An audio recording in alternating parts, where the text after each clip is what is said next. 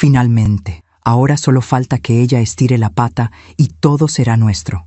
Esas palabras resonaron en mi cabeza como un disparo en medio de la noche. No fueron dichas en voz baja, no fueron susurradas con culpa, fueron gritadas con tequila en mano, con risas, con una celebración que jamás debió existir. Yo acababa de regresar del funeral de mi esposo. Mi nombre es Irma Cuautle, tengo 60 años. Y lo que voy a contarte es la historia más dolorosa que he vivido, pero también la que me devolvió la dignidad cuando creí haberla perdido para siempre. Aquel día, hace 2 años, regresé a casa con el corazón hecho pedazos.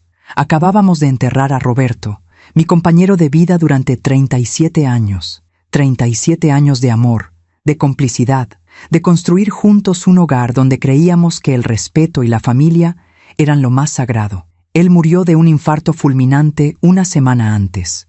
No hubo despedida, no hubo última conversación, solo el vacío brutal de verlo partir sin poder decirle una vez más cuánto lo amaba. El funeral fue largo y agotador. Cientos de personas pasaron frente a mí para darme el pésame. Rostros conocidos, rostros desconocidos, todos con la misma expresión de lástima. Yo quería desaparecer, quería que la tierra me tragara junto con él. Pero ahí estaba, de pie, sosteniendo la fotografía de Roberto entre mis manos temblorosas, tratando de no derrumbarme frente a todos. Mi hijo Caleb estuvo a mi lado durante toda la ceremonia, o eso creí. Él tiene 32 años, es mi único hijo, el fruto del amor entre Roberto y yo. Lo criamos con todo el cariño del mundo, le dimos educación, valores, oportunidades que nosotros nunca tuvimos. Roberto trabajó como ingeniero civil durante toda su vida. Yo fui maestra de primaria por más de 30 años. Nunca fuimos millonarios, pero construimos un patrimonio digno. Una casa amplia en una colonia respetable de Puebla. 2 propiedades que rentábamos, ahorros que guardamos con esfuerzo, y un pequeño negocio de materiales de construcción que Roberto manejaba con tanto orgullo. Caleb estudió administración de empresas. Conoció a Eliette en la universidad. Ella era una chica que aparentaba ser educada, de buena familia, siempre sonriendo. Yo quería creer que era sincera, que amaba a mi hijo de verdad. Se casaron hace 5 años. Roberto estaba tan feliz ese día. Recuerdo que bailó conmigo en la boda y me dijo al oído: «Ahora sí, mi amor, ya podemos descansar tranquilos. Nuestro hijo encontró a su compañera de vida». Qué equivocados estábamos. Después del funeral, yo solo quería llegar a casa, encerrarme en mi habitación y llorar sin que nadie me viera. El trayecto desde el panteón hasta la casa fue eterno. Iba en el asiento trasero del auto, mirando por la ventana sin ver realmente nada. Las calles de Puebla pasaban frente a mí como una película borrosa. Caleb manejaba. Eliette iba a su lado en el asiento del copiloto. Ninguno de los dos me dirigió la palabra durante todo el camino. Cuando llegamos, abrí la puerta de la casa con las llaves que siempre cargaba en mi bolso. Era una casa grande, de 2 pisos, con un patio central lleno de macetas con flores que Roberto cuidaba con tanto amor. Geranios rojos, gardenias blancas, bugambilias fucsias que trepaban por las paredes. Él decía que las plantas eran como las personas. Necesitaban agua, sol y paciencia para crecer. Ahora esas plantas me miraban en silencio, esperando unas manos que ya no volverían. Entré despacio. Mis piernas apenas me sostenían. El cansancio emocional era peor que cualquier cansancio físico. Dejé mi bolso sobre la mesa de la entrada. Quité mis zapatos negros porque me lastimaban los pies. Di unos pasos hacia la escalera que llevaba al 2º piso, donde estaba mi habitación. Y entonces lo escuché. Risas, risas fuertes, descontroladas, que venían de la sala. Me detuve en seco. Por un momento pensé que estaba alucinando. ¿Cómo podía haber risas en mi casa el mismo día que acabábamos de enterrar a Roberto? Me asomé con cuidado desde el pasillo. Desde ahí podía ver la sala sin ser vista. Caleb y Eliette estaban sentados en el sofá. Entre ellos había una botella de tequila abierta y 2 caballitos llenos. Estaban brindando. Chocaron los vasitos con fuerza, derramando un poco del líquido sobre la mesa de centro. «¡Finalmente!», gritó Caleb, levantando su caballito en el aire. «Ahora solo falta que ella estire la pata y todo será nuestro». Eliette soltó una carcajada tan fuerte que resonó por toda la casa. «Ya no veo la hora», dijo ella, limpiándose una lágrima de risa con el dorso de la mano. «Imagínate, Caleb, las propiedades, las rentas, el negocio, todo. Ya me cansé de fingir que me importa. Caleb se rió con ella. Se rió con ganas, como si acabara de escuchar el mejor chiste del mundo. Mi papá siempre fue un tonto sentimental, dijo Caleb tomando otro trago. Todo lo quería dejar bien protegido para mi mamá, pero ella no sabe ni cómo administrar nada. En cuanto se muera, nosotros vendemos todo y nos vamos a vivir como reyes. Elliot asintió con entusiasmo. Ya hablé con un primo que es notario. Dice que si ella no hace testamento, tú heredas todo automáticamente como hijo único. Solo es cuestión de tiempo. Yo me quedé paralizada detrás de la pared. Sentí que el piso se abría bajo mis pies. Sentí que el aire se me iba de los pulmones. No podía creer lo que estaba escuchando. Mi hijo, mi único hijo, el hijo que cargué en mi vientre, el hijo al que amamanté, el hijo al que velé noches enteras cuando tenía fiebre, el hijo por el que Roberto y yo trabajamos hasta el cansancio para darle todo lo que necesitaba. Ese hijo estaba brindando por mi muerte. No grité, no lloré, no bajé corriendo para enfrentarlos. Algo dentro de mí se congeló en ese momento. Subí las escaleras con pasos lentos, casi sin hacer ruido. Entré a mi habitación, cerré la puerta con llave, me senté en la orilla de la cama, y ahí, en el silencio de mi cuarto, con la fotografía de Roberto sobre el buró mirándome fija, tomé una decisión. A veces confiamos demasiado en quien no debemos. ¿Tú también te has decepcionado de alguien que amabas? Cuéntame tu historia en los comentarios, quiero leerte. A la mañana siguiente, cuando el sol apenas comenzaba a entrar por la ventana de mi habitación, tomé mi teléfono celular. Busqué entre mis contactos el número del licenciado Héctor Salinas, el abogado de confianza que nos había ayudado a Roberto y a mí durante años. Él redactó nuestros testamentos. Él conocía cada detalle de nuestro patrimonio. Marqué. Esperé 3 tonos. ¿Bueno? Contestó con voz adormilada. Licenciado, soy Irma Cuautle, dije con voz firme. Necesito verlo hoy mismo. Es urgente. Hubo un silencio al otro lado de la línea. Doña Irma, mis condolencias. Supe lo de don Roberto. Lamento mucho su pérdida. Gracias, licenciado, pero necesito que me reciba hoy. Es muy importante. Por supuesto. ¿A qué hora le viene bien? A las 10 de la mañana. Ahí estaré, doña Irma. Colgué. Respiré hondo. Bajé a la cocina. Caleb y Elliot todavía dormían en el cuarto de visitas. La botella de tequila vacía seguía sobre la mesa de la sala. Me preparé un café con leche, me senté frente a la ventana y esperé a que dieran las 9 para salir rumbo al despacho del licenciado. Lo que hice ese día en aquel despacho, mi hijo jamás lo imaginó. Pero esa parte de la historia te la contaré después, porque todo lo que sucedió después de esa llamada cambió mi vida para siempre. Antes de contarte lo que pasó en aquel despacho, necesito que entiendas quién era Roberto para mí, porque sin entender eso, no podrás comprender el tamaño del dolor que sentí al escuchar a mi hijo celebrar su muerte. Roberto y yo nos conocimos cuando yo tenía 23 años. Él tenía 25. Fue en una fiesta de fin de año organizada por una amiga en común. Yo acababa de terminar mi carrera de maestra normalista. Él trabajaba como ingeniero junior en una constructora pequeña. Recuerdo que esa noche llevaba un vestido color vino que mi madre me había cosido especialmente para la ocasión. Roberto llegó tarde, con una sonrisa tímida y una corbata mal anudada que me hizo reír. Nos presentaron, hablamos toda la noche. Me contó de sus sueños de construir casas para familias de clase trabajadora. Yo le conté de mi pasión por enseñar a leer a los niños. Cuando terminó la fiesta, él me pidió permiso para acompañarme a casa. Caminamos bajo las estrellas por las calles empedradas de Puebla. El aire olía a pan recién horneado de las panaderías que comenzaban su jornada nocturna. En ese momento supe que había encontrado al hombre con quien quería envejecer. Nos casamos un año después, en una ceremonia sencilla en la parroquia del barrio. Mi padre, que era carpintero, nos regaló una mesa de madera maciza que todavía conservo en el comedor. La madre de Roberto nos dio un juego de sábanas bordadas a mano. No tuvimos luna de miel en la playa, ni viajes a Europa. Nuestra luna de miel fue un fin de semana en Cholula, visitando las pirámides y comiendo mole en un restaurante familiar. Pero éramos felices, tan felices que el dinero no importaba. Rentamos un departamento pequeño en el centro de la ciudad. Roberto trabajaba de sol a sol en la constructora. Yo daba clases en una primaria pública en una colonia humilde. Por las noches, cenábamos juntos y planeábamos nuestro futuro. Queríamos 3 hijos, una casa propia con jardín, un perro, una vida tranquila y digna.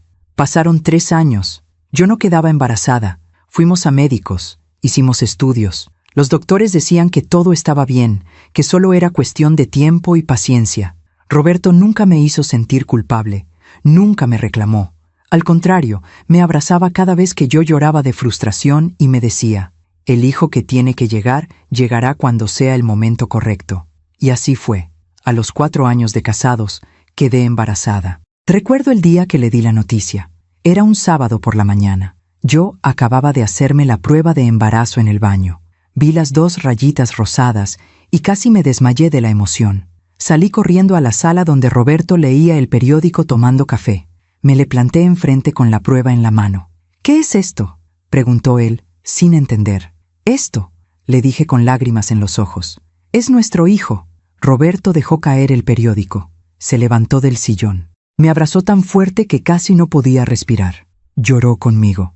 Reímos juntos. Bailamos en medio de la sala como 2 locos felices. Ese día salimos a caminar por el centro histórico de Puebla. Compramos helado de limón en un carrito de la calle. Nos sentamos en una banca frente a la catedral y vimos a las familias pasar. Roberto puso su mano sobre mi vientre todavía plano y dijo, «Este niño va a crecer rodeado de amor, te lo prometo». Y cumplió esa promesa. Durante todo mi embarazo, Roberto fue el esposo más atento del mundo. Me preparaba el desayuno antes de irse a trabajar. Me masajeaba los pies hinchados por las noches. Instaló una mecedora de madera en el cuarto, que sería del bebé. Pintó las paredes de color amarillo suave, porque no quisimos saber si era niño o niña. Quería que fuera sorpresa. Cuando nació Caleb, un día de noviembre lluvioso, Roberto lloró al verlo por primera vez. Lo cargó con manos temblorosas, como si fuera el tesoro más frágil del universo. Le cantó una canción de cuna que su propia madre le cantaba cuando él era pequeño. Esa noche, en el hospital, los 3 dormimos abrazados en la misma cama estrecha. Yo recuerdo haber pensado, esto es la felicidad completa. Los primeros años de Caleb fueron hermosos. Era un niño tranquilo, curioso, cariñoso. Le encantaba que Roberto lo llevara a los proyectos de construcción los fines de semana. Se ponía un casco diminuto de plástico que su papá le compró y caminaba por las obras como todo un ingeniero. A los 5 años decía que quería ser como su papá. A los 7 construyó una casita de cartón en el patio y nos invitó a tomarle una fotografía frente a ella. Esa fotografía todavía la tengo. Está en un marco sobre mi buró. Los 3 sonriendo. Roberto con su camisa de mezclilla. Caleb con su overol pequeño. Yo con mi vestido floreado y el cabello recogido. Parecíamos la familia perfecta. Y durante muchos años lo fuimos. Roberto trabajó incansablemente para darnos una vida mejor. Cuando Caleb cumplió 10 años, logramos comprar nuestra primera casa. No era grande ni lujosa, pero era nuestra. Tenía 3 habitaciones, un patio con espacio para plantar flores y una cocina donde yo pasaba horas preparando las comidas favoritas de mi familia. Roberto plantó un árbol de naranjas en el jardín. Decía que algún día ese árbol daría frutos y Caleb podría compartirlos con sus propios hijos. Mientras tanto, yo seguía trabajando como maestra. Amaba mi trabajo. Ver a los niños aprender a leer era como ver flores abrirse en primavera. Cada año, al final del ciclo escolar, varios padres de familia me daban las gracias con lágrimas en los ojos porque sus hijos ahora podían leer cuentos y escribir cartas. Eso me llenaba el corazón de una manera que el dinero jamás podría.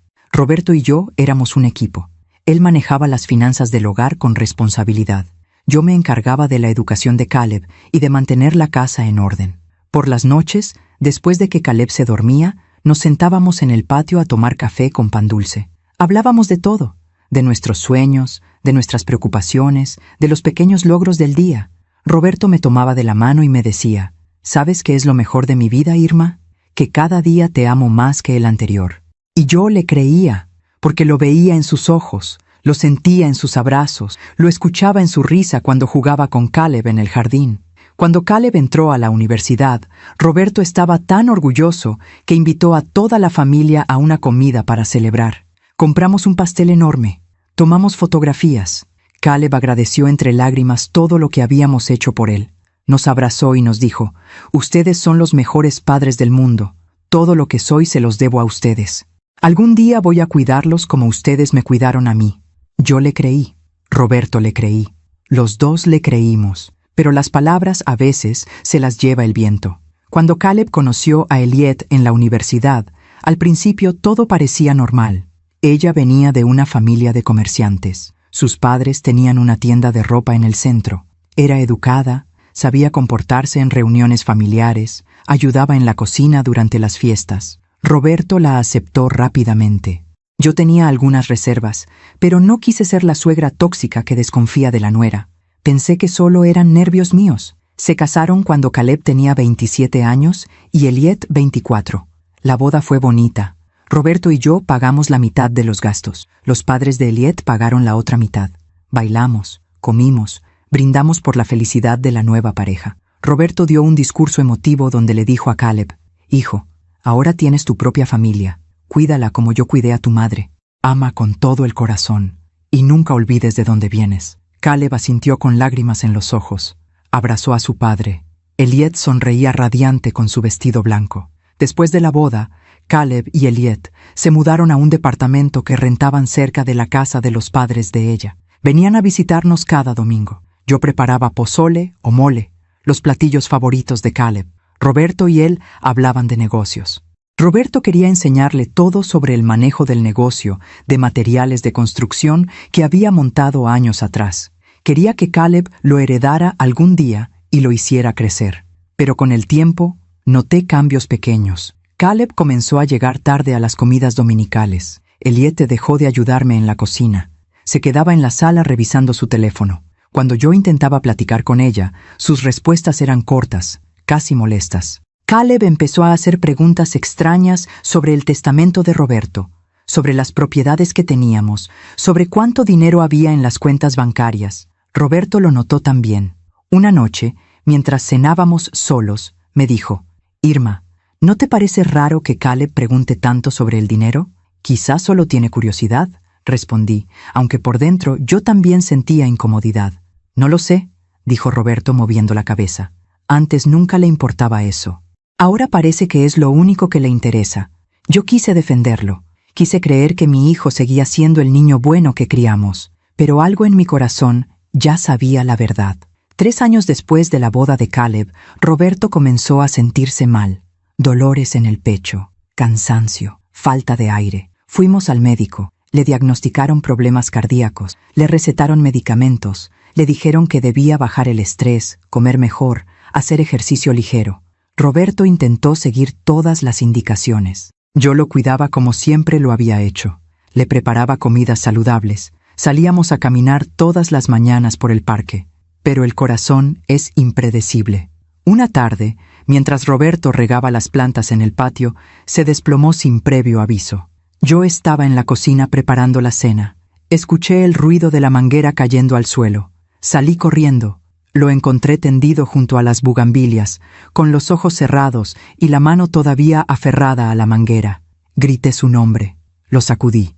Llamé a emergencias. Los paramédicos llegaron en 15 minutos. Intentaron reanimarlo ahí mismo, en el patio que él tanto amaba. Pero ya era tarde. El infarto fue masivo. Roberto murió antes de llegar al hospital. Tenía 62 años, 37 años de matrimonio, una vida entera juntos. Y de repente, nada. El funeral fue 5 días después. Yo pasé esos 5 días como un zombi. Caleb y Elliot se encargaron de los trámites funerarios. Yo apenas podía levantarme de la cama. Miraba el techo de la habitación vacía y pensaba: ¿cómo voy a vivir sin él? El día del funeral, vestí de negro.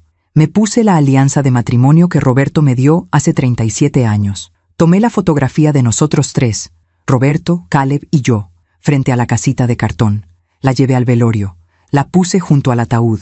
Durante toda la ceremonia, Caleb estuvo a mi lado. Me sostuvo cuando casi me caigo frente al féretro. Me trajo agua cuando sentí que me desmayaba.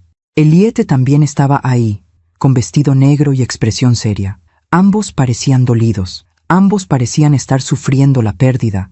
Pero todo era mentira. Todo era una actuación perfecta. Porque esa misma noche, cuando regresamos a casa del funeral, cuando yo creí que finalmente podría encerrarme en mi habitación y llorar en paz, escuché algo que destrozó lo poco que quedaba de mi corazón.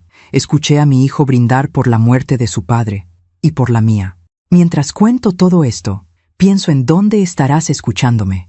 Escribe el nombre de tu ciudad en los comentarios. Ahora que conoces quiénes éramos Roberto y yo, ahora que sabes cuánto amamos a nuestro hijo, puedo contarte cómo comenzó realmente la grieta que terminó rompiéndolo todo. No fue de un día para otro.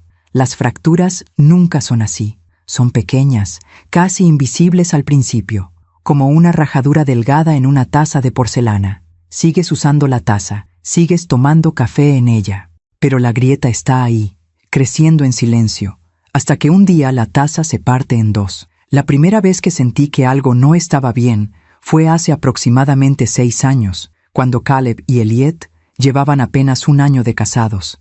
Era un domingo por la tarde.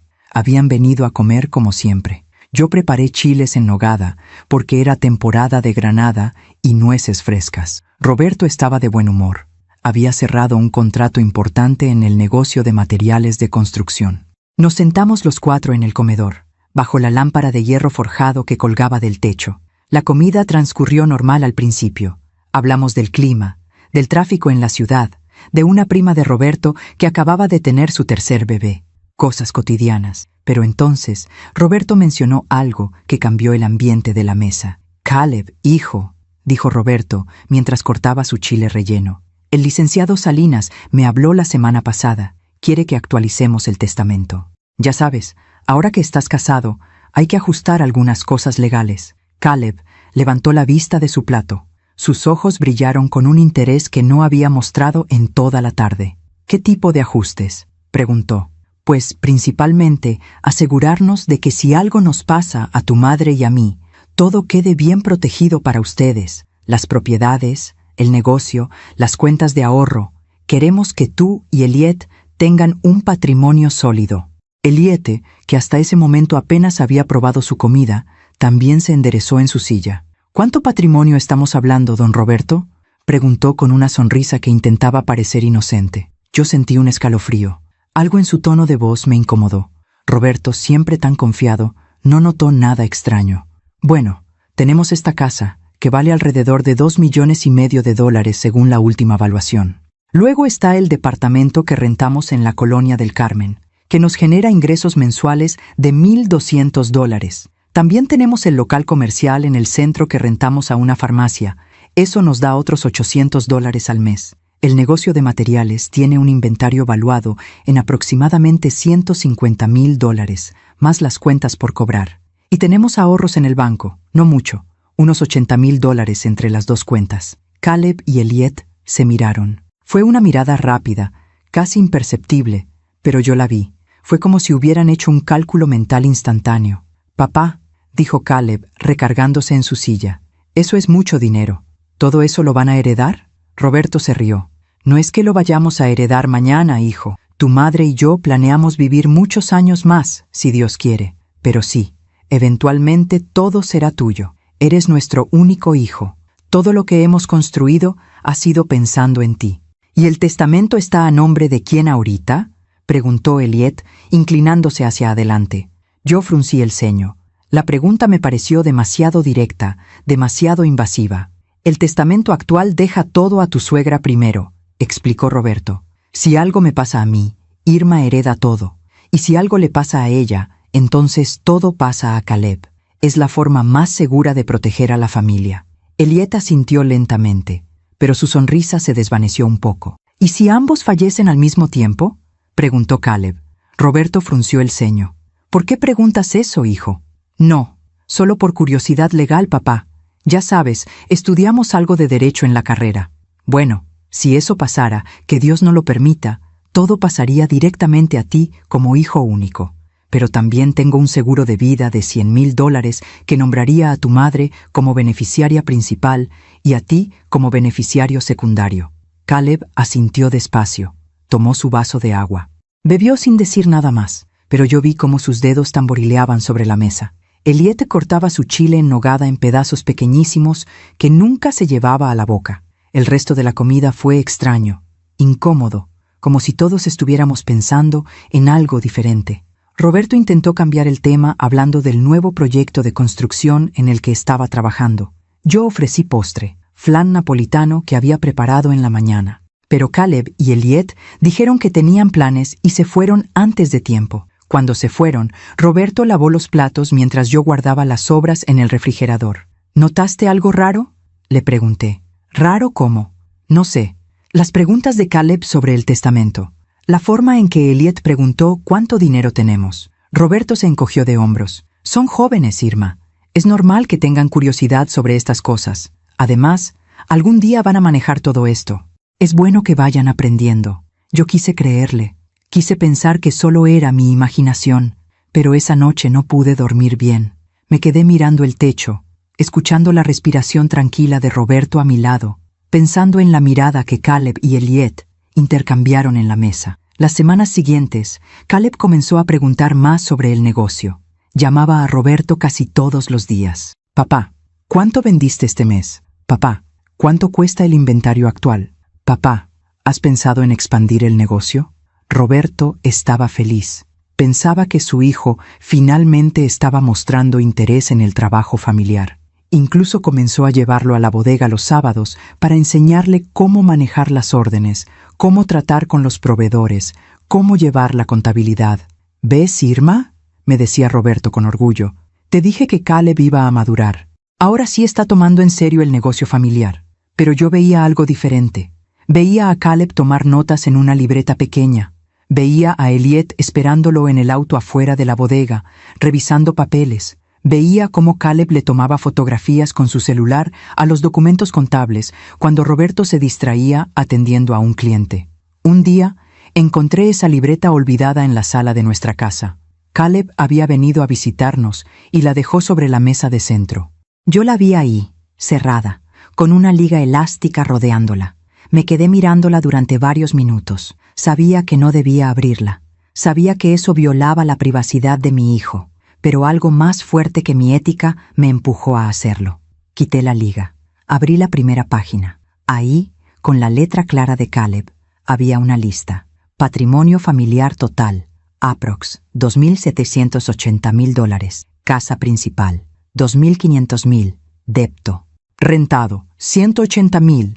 Renta mensual, $1,200. Local comercial, $150,000. Renta mensual, $800. Negocio materiales, $150,000.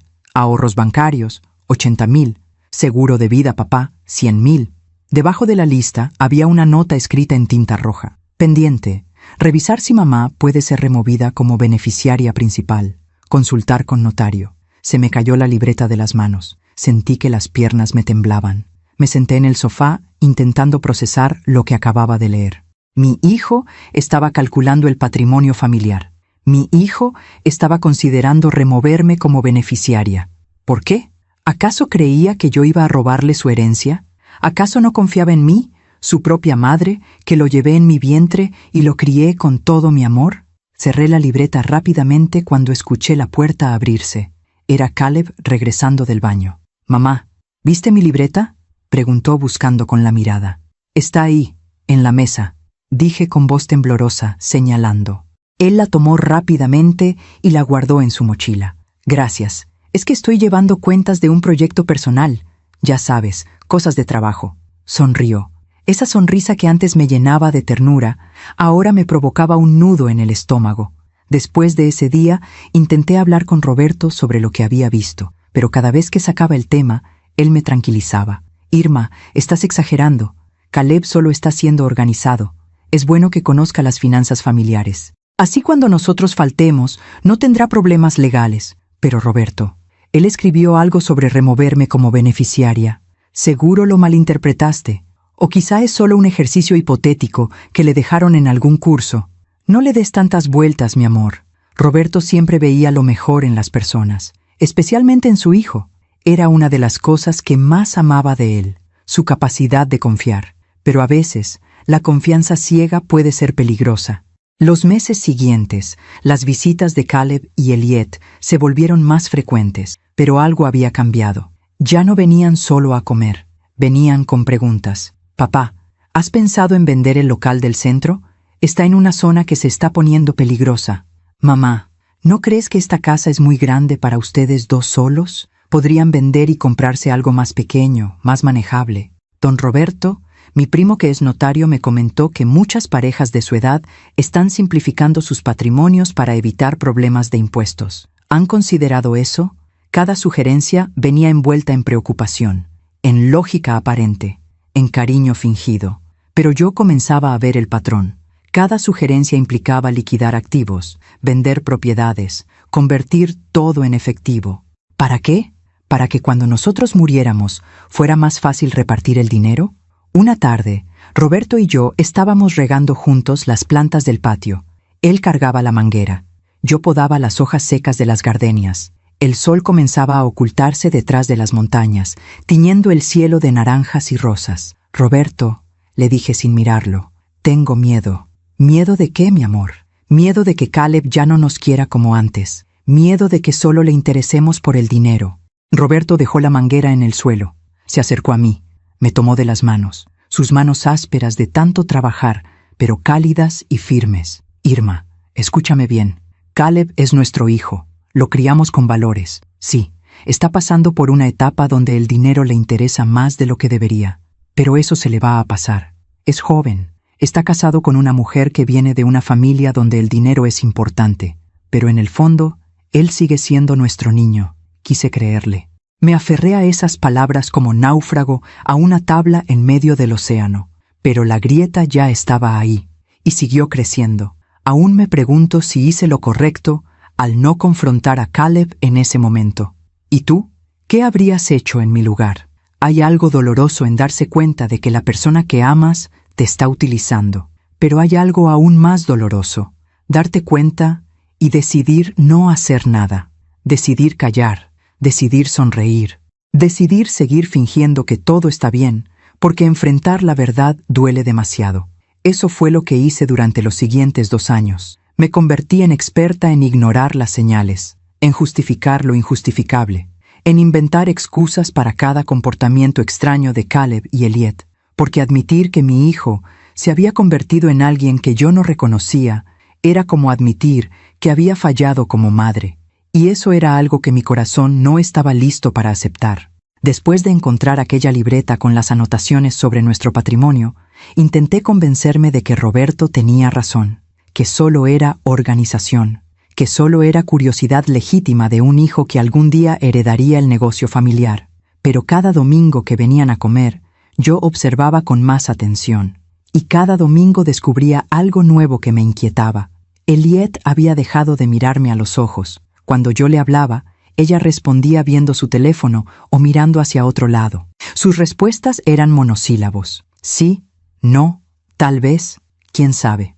Ya no preguntaba cómo había estado mi semana. Ya no se ofrecía a ayudarme a lavar los platos después de comer. Se sentaba en la sala, cruzada de piernas, revisando sus redes sociales mientras yo limpiaba la cocina sola. Caleb, por su parte, había desarrollado una obsesión por revisar cada rincón de la casa. Decía que estaba evaluando el estado de la propiedad, porque le preocupaba que nosotros, a nuestra edad, no pudiéramos mantenerla bien.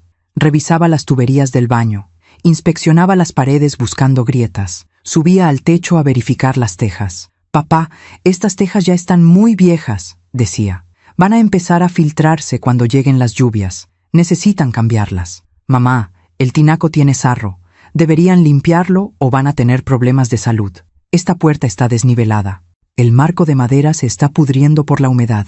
Cada observación venía acompañada de un presupuesto aproximado. $100 aquí, $300 allá.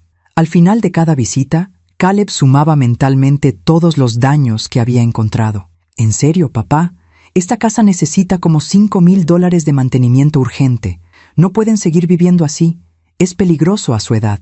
Roberto, siempre práctico, tomaba nota de las observaciones. A veces contrataba a algún albañil para hacer las reparaciones menores. Otras veces lo hacía él mismo durante los fines de semana. Yo lo veía trabajar bajo el sol, sudando, con sus 61 años a cuestas, intentando demostrarle a su hijo que todavía era capaz de cuidar su propia casa. Una tarde, mientras Roberto reparaba una gotera en el baño, se mareó. Tuve que ayudarlo a sentarse en el borde de la tina. Su rostro estaba pálido, respiraba con dificultad. «Roberto, ya no tienes 20 años», le dije con preocupación. Deja que contratemos a alguien para estas cosas. No, Irma. Si contrato a alguien, Caleb va a pensar que ya no puedo cuidar de mi familia. Va a pensar que estoy viejo e inútil. Pero mi amor, tú no tienes nada que demostrarle a nadie. Sí tengo. Tengo que demostrarle que su padre todavía es fuerte, que todavía puede proteger lo que hemos construido. Me partió el corazón ver a Roberto así, intentando ganar la aprobación de un hijo que ya solo lo veía como un obstáculo entre él y una herencia. Mientras tanto, las visitas dominicales se volvieron más tensas. Caleb y Elliot comenzaron a llegar más tarde. Primero 15 minutos de retraso, luego media hora, luego una hora completa. Yo preparaba la comida desde temprano. Ponía la mesa con el mantel bordado que mi madre me había regalado. Colocaba las flores frescas del jardín en el centro. Esperaba. La comida se enfriaba. Roberto revisaba su reloj cada 5 minutos. Yo llamaba al celular de Caleb. No contestaba. Enviaba mensajes. Me dejaban en visto. Cuando finalmente llegaban, no había disculpas. Solo un saludo apresurado y directo a la mesa. ¿Por qué tan tarde?, preguntaba Roberto, intentando no sonar molesto. «Ay, papá, el tráfico estaba horrible», respondía Caleb sin mirarlo. «¿Y por qué no contestaban el teléfono?» «No escuché que sonara», decía Elliot, encogiéndose de hombros. Yo calentaba la comida en el microondas, servía los platos, sonreía como si nada hubiera pasado, como si no me doliera que mi hijo llegara tarde a la comida que yo había preparado con tanto cariño, como si no me importara que mi nuera me tratara con indiferencia total. Me había convertido en una sombra en mi propia casa, en una presencia que se disculpaba por existir. Un domingo, después de que llegaran con 1 hora y media de retraso, yo estaba sirviendo el pozole cuando Caleb soltó una bomba inesperada. Papá, mamá, Elliot y yo hemos estado pensando algo importante. Roberto levantó la vista de su plato. «¿Qué cosa, hijo?» «Queremos proponerles que nos vengan a vivir con nosotros». Me quedé paralizada con el cucharón en la mano. «¿Vivir con ustedes?», preguntó Roberto confundido. «¿Por qué?». «Bueno, ya están mayores. Esta casa es muy grande. Requiere mucho mantenimiento. Ustedes dos solos aquí. No sé, nos preocupa que algo les pase y no haya nadie cerca para ayudarlos». Elliot asintió con una sonrisa que no llegaba a sus ojos. «Exacto. Nosotros rentamos un departamento de 2 habitaciones. Está más pequeño, más manejable. Ustedes podrían quedarse en la segunda habitación, y esta casa podrían rentarla completa. Así tendrían ingresos extras y estarían más seguros con nosotros». Roberto frunció el ceño. «Pero hijo, nosotros estamos bien aquí. Esta es nuestra casa. La construimos con tanto esfuerzo. Aquí están nuestros recuerdos, nuestras cosas. Papá, no se trata de recuerdos, se trata de ser prácticos. Mira todo lo que necesita repararse. Los gastos están aumentando. La edad de ustedes también. ¿Qué pasa si mamá se cae por las escaleras y no hay nadie? ¿Qué pasa si a ti te da otro problema del corazón y estás solo?» Yo intervine por primera vez. «Caleb, tu padre y yo no estamos solos. Tenemos vecinos, tenemos amigos, tenemos nuestros teléfonos, y además no estamos tan viejos como crees». Elliot me miró con una expresión de fastidio. «Doña Irma, con todo respeto, usted tiene 60 años. Don Roberto tiene 62. Ya no están en edad de vivir solos en una casa tan grande». Sentí la sangre hervirme. ¿Desde cuándo? 60 años era sinónimo de invalidez. Yo todavía trabajaba, yo todavía cocinaba, limpiaba, manejaba mi propio auto, me reunía con mis amigas. Roberto todavía administraba el negocio, regaba las plantas, hacía las compras del supermercado. Pero me callé, porque confrontarlos significaba admitir que algo estaba mal, y yo todavía no estaba lista para eso. «Lo vamos a pensar», dijo Roberto diplomáticamente. «Es una propuesta interesante. Nos da gusto que se preocupen por nosotros». Caleb sonrió satisfecho. Terminaron de comer rápidamente y se fueron. Esa noche, Roberto y yo nos quedamos despiertos hablando. «¿Tú qué piensas?», me preguntó. «Creo que quieren que dejemos esta casa para poder rentarla a ellos y quedarse con el dinero». «Irma, eso es muy fuerte. Son nuestros hijos. Caleb es nuestro hijo. Elliot es su esposa. Y cada día me convenzo más de que ella lo está cambiando. O tal vez él siempre fue así, y nosotros no quisimos verlo». Esas palabras de Roberto me golpearon como un balde de agua fría, porque tenían una verdad incómoda.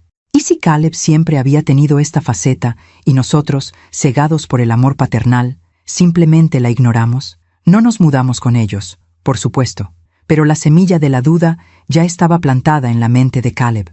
A partir de ese día, cada conversación incluía recordatorios sobre nuestra edad, sobre los peligros de vivir solos, sobre lo costoso que era mantener la casa. Mientras cuento todo esto, pienso en dónde estarás escuchándome. Escribe el nombre de tu ciudad en los comentarios. Y entonces comenzaron las emergencias. Caleb empezó a llamarnos a mitad de la noche con cualquier pretexto. Papá, despierta, ¿dejaste la estufa prendida? Acabo de recordar que cuando nos fuimos después de comer, la estufa todavía tenía la lumbre azul. Roberto se levantaba asustado, bajaba corriendo a la cocina. La estufa estaba apagada. Siempre lo estaba. Mamá, ¿cerraste bien la puerta del patio? Me dio miedo que algún ladrón entre por ahí. Yo me levantaba a revisar. La puerta estaba cerrada con llave, como siempre. Eran llamadas diseñadas para desestabilizarnos, para hacernos sentir inseguros en nuestra propia casa, para que comenzáramos a dudar de nuestra capacidad mental. Y funcionó. Roberto empezó a poner alarmas en su teléfono para recordar apagar la estufa. Yo empecé a revisar 3 veces cada puerta y ventana antes de dormir. Nos estábamos volviendo paranoicos en nuestra propia casa. Un día, Roberto me confesó algo mientras desayunábamos. Irma, anoche soñé que me moría y tú te quedabas sola sin saber cómo manejar el dinero. Me desperté angustiado. Roberto, yo sé cómo manejar el dinero. He trabajado toda mi vida. Lo sé, mi amor, pero Caleb tiene razón en algo. Si algo me pasa, vas a necesitar ayuda con el negocio, con las propiedades. Todo eso es complicado. Tenemos al licenciado Salinas. Él nos ha ayudado siempre. Sí, pero Caleb es nuestro hijo. Él debería ser quien te apoye.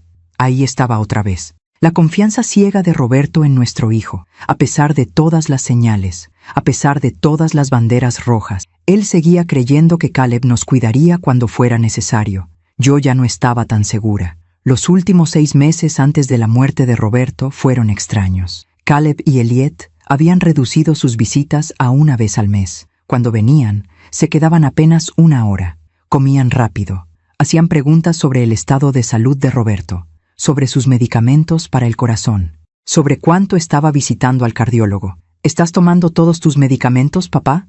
¿Has tenido más dolores en el pecho? El doctor dijo cuánto tiempo más. Elliot se calló a media pregunta al darse cuenta de lo que estaba a punto de decir. Roberto no notaba nada, pero yo sí.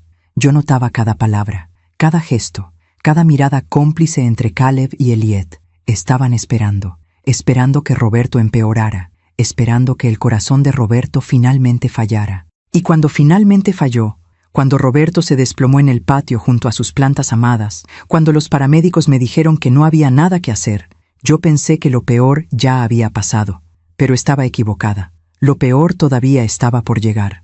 Porque esa noche, la noche del funeral, cuando regresé a casa con el corazón destrozado, escuché algo que me hizo entender que no había perdido solo a mi esposo, también había perdido a mi hijo. O tal vez nunca lo tuve realmente. El funeral de Roberto fue un viernes lluvioso de octubre. El cielo estaba gris, casi negro, como si la naturaleza misma estuviera de luto. Las gotas de lluvia golpeaban el techo de la capilla con un sonido constante que se mezclaba con el llanto de las personas que nos acompañaban. Había más de 200 personas, compañeros de trabajo de Roberto, clientes del negocio, vecinos de toda la vida, maestras de la escuela donde yo trabajé durante 30 años, familiares lejanos que hacía años no veíamos. Todos pasaban frente a mí para darme el pésame, todos con las mismas palabras. Lo siento mucho. Era un gran hombre. Está en un lugar mejor ahora. Yo asentía mecánicamente. Estrechaba manos, recibía abrazos, pero estaba vacía por dentro, como una cáscara hueca de lo que solía ser Irma Cuautle. Caleb estuvo a mi lado durante toda la ceremonia. Vestía un traje negro que yo nunca le había visto. Elliot llevaba un vestido oscuro y tacones altos que repiqueteaban contra el piso de mármol cada vez que caminaba. Los dos parecían compungidos. Caleb tenía los ojos rojos. Elliot se secaba lágrimas con un pañuelo de papel.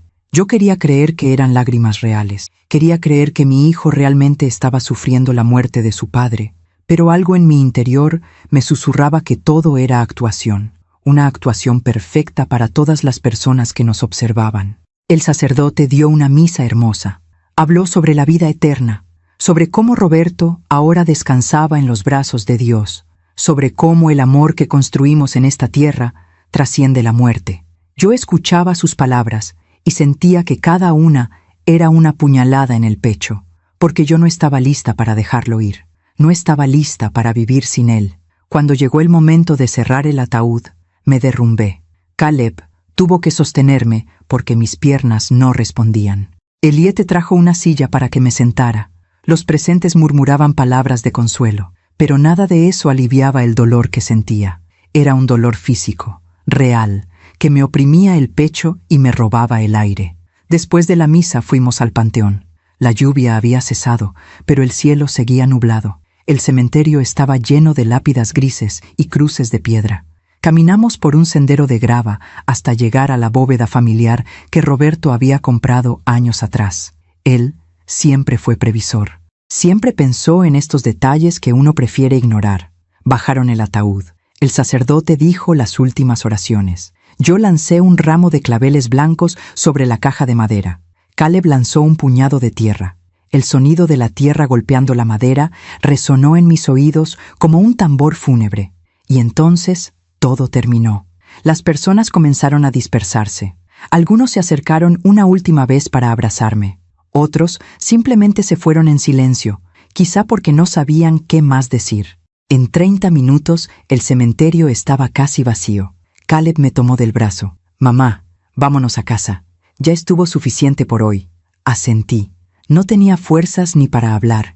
El trayecto de regreso fue silencioso. Yo iba en el asiento trasero del auto de Caleb, mirando por la ventana sin ver realmente nada. Las calles de Puebla pasaban borrosas, los edificios, los árboles, las personas caminando con sus vidas normales, mientras la mía se había detenido por completo.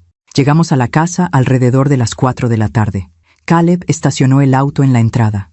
Me ayudó a bajar. Abrí la puerta con mis llaves. Entramos. La casa se sentía diferente, más fría, más silenciosa, como si supiera que Roberto nunca volvería a cruzar esa puerta. Las plantas del patio seguían ahí, esperando unas manos que ya no vendrían. La mecedora del jardín se balanceaba ligeramente con el viento, vacía. «Mamá, ve a descansar», dijo Caleb. «Nosotros nos quedamos un rato para asegurarnos de que estés bien». «Gracias, hijo», murmuré. Subí las escaleras despacio. Cada escalón pesaba toneladas. Entré a mi habitación. Me quité los zapatos negros. Me senté en la orilla de la cama. Miré la fotografía de Roberto sobre el buró. Su sonrisa, sus ojos cálidos, su rostro que ya solo existiría en fotografías y recuerdos. «¿Cómo voy a vivir sin ti?», le pregunté a la fotografía en voz baja. No hubo respuesta. Solo el silencio pesado de la casa vacía.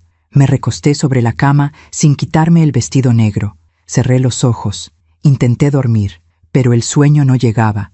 En su lugar llegaron los recuerdos. Roberto y yo bailando en nuestra boda. Roberto cargando a Caleb recién nacido. Roberto plantando el árbol de naranjas en el jardín. Roberto besándome en la frente cada mañana antes de irse a trabajar. Lloré. Lloré hasta que no me quedaron más lágrimas. No sé cuánto tiempo pasó. Tal vez 1 hora.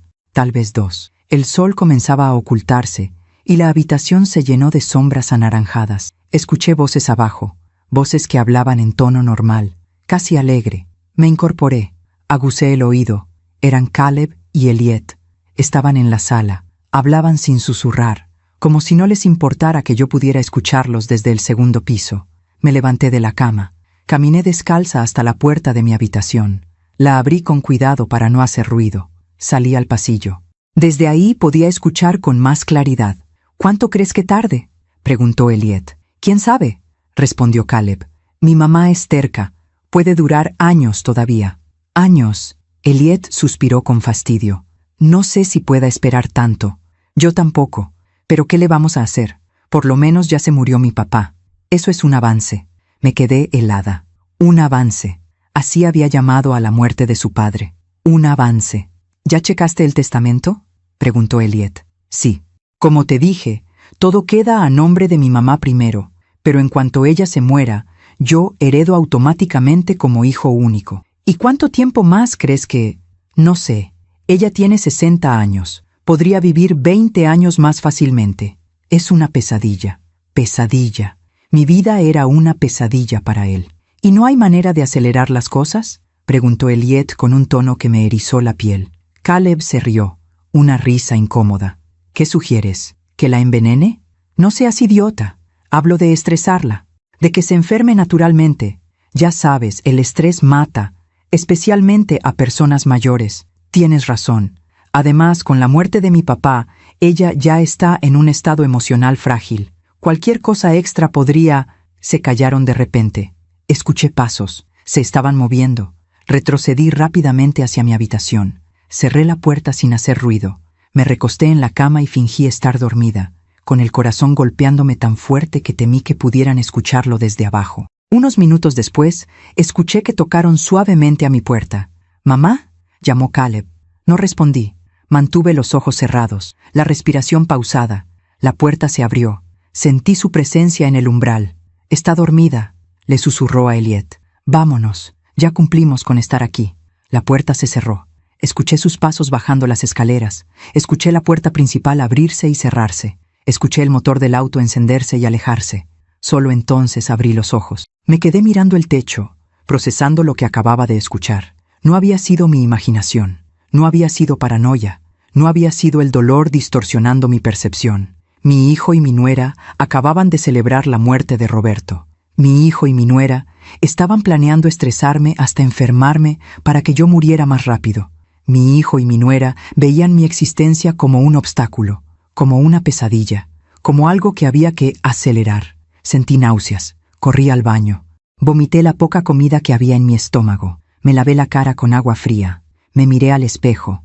La mujer que me devolvió la mirada era un fantasma, pálida, ojerosa, rota.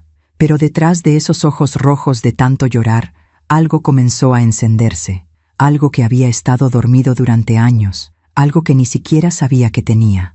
Rabia. No la rabia explosiva que grita y rompe cosas, sino la rabia fría, la rabia calculadora, la rabia que piensa, que planea, que actúa. Regresé a mi habitación. Me senté en la orilla de la cama. Tomé mi teléfono celular. Busqué entre mis contactos el número del licenciado Héctor Salinas. Eran las 7 de la noche. Sabía que a esa hora ya no estaría en su oficina. Pero marqué de todas formas. Necesitaba escuchar su voz. Necesitaba saber que alguien en este mundo todavía estaba de mi lado. El teléfono sonó 5 veces. Pensé que no contestaría. Pero justo cuando estaba a punto de colgar, escuché su voz. «Bueno, licenciado, soy Irma Cuautle», dije con voz firme, aunque por dentro temblaba. Hubo un silencio al otro lado de la línea. «Doña Irma, mis condolencias. Supe lo de don Roberto. Lamento mucho su pérdida. Quise ir al funeral, pero tenía una audiencia que no pude posponer». «Gracias, licenciado. No se preocupe. Lo entiendo perfectamente. ¿En qué puedo ayudarle? ¿Necesita que revisemos los papeles del testamento? Necesito verlo. Es urgente. Pero no quiero que nadie sepa de esta reunión, especialmente mi hijo». Hubo otro silencio, más largo esta vez. «¿Pasó algo, doña Irma?» «Pasaron muchas cosas, licenciado, pero prefiero hablarlo en persona». «Entiendo. ¿Cuándo le viene bien?», pensé rápidamente. Necesitaba hacerlo pronto, antes de que Caleb y Elliot volvieran, antes de que pudiera arrepentirme, antes de que el miedo me paralizara. «Mañana, por la mañana. ¿Puede recibirme a las 10? «Por supuesto. Ahí la espero en mi oficina». «Gracias, licenciado. Y por favor, si mi hijo llama preguntando por mí o por el testamento, no le diga que voy a ir». «Descuide, doña Irma. La confidencialidad entre abogado y cliente es sagrada». Colgué. Respiré hondo. Miré nuevamente la fotografía de Roberto sobre el buró. «Mi amor», le dije a su imagen, «voy a hacer algo que nunca pensé que haría. Voy a protegerme de nuestro propio hijo. No sé si estoy haciendo lo correcto, pero después de lo que escuché hoy, no me queda otra opción». La fotografía no respondió, pero en mi corazón sentí que Roberto entendía, que me estaba dando su bendición desde donde estuviera. Me acosté esa noche sin cenar, sin cambiarme de ropa, sin lavarme los dientes. Solo me quedé ahí, en la cama que había compartido con Roberto durante 37 años, sintiendo su ausencia como un agujero negro que me tragaba, pero también sintiendo algo nuevo, algo que no había sentido en años: determinación. Porque esa noche entendí algo fundamental. Si yo no me protegía a mí misma, nadie más lo haría. Y si permitía que Caleb y Elliot siguieran con sus planes, terminaría muriendo sola, enferma y traicionada por las únicas personas en quienes había confiado después de Roberto. Eso no iba a pasar. La lluvia comenzó a caer nuevamente en la madrugada. Las gotas golpeaban la ventana de mi habitación con un ritmo constante. Me levanté. Me asomé por la ventana. El patio estaba oscuro. Las plantas de Roberto se mecían con el viento. «Perdóname, hijo», susurré hacia la oscuridad. «Perdóname por lo que voy a hacer, pero tú me dejaste sin opción». Y en ese momento supe que la mujer que había sido durante 60 años, la maestra amable, la esposa sumisa, la madre abnegada, había muerto junto con Roberto, y en su lugar había nacido alguien diferente, alguien que no permitiría ser pisoteada nunca más. Esa noche no dormí. Me quedé despierta mirando el techo, escuchando cada sonido de la casa, el crujir de la madera, el viento golpeando las ventanas, el tic-tac del reloj de pared en el pasillo. Cada ruido me sobresaltaba. Sentía como si la casa misma estuviera procesando la ausencia de Roberto junto conmigo. Alrededor de las 5 de la mañana, cuando el cielo comenzó a aclararse con tonos grises, me levanté de la cama. Me di una ducha larga, dejando que el agua caliente lavara no solo mi cuerpo, sino también la niebla de confusión en mi mente. Me vestí con cuidado, pantalón negro, blusa blanca, el collar de perlas que Roberto me regaló en nuestro aniversario número 20. Quería verme fuerte, digna, no como la viuda rota que había sido ayer. Bajé a la cocina, preparé café. Ni siquiera sabía si podría tomarlo. Mi estómago estaba cerrado, pero el olor familiar me reconfortaba. Me senté frente a la ventana que daba al patio. Las plantas de Roberto se veían tristes, como si también sintieran su ausencia. Los geranios rojos necesitaban agua. Las gardenias tenían hojas amarillentas. El árbol de naranjas que él plantó cuando Caleb era niño tenía frutos maduros que nadie cosecharía. Miré el reloj. Eran las 6:30 de la mañana. Todavía faltaban 3 horas y media para mi cita con el licenciado Salinas. 3 horas y media que se me antojaban eternas. Intenté desayunar. Preparé un huevo revuelto. Calenté tortillas. Pero después del primer bocado, no pude continuar. La comida sabía a cartón.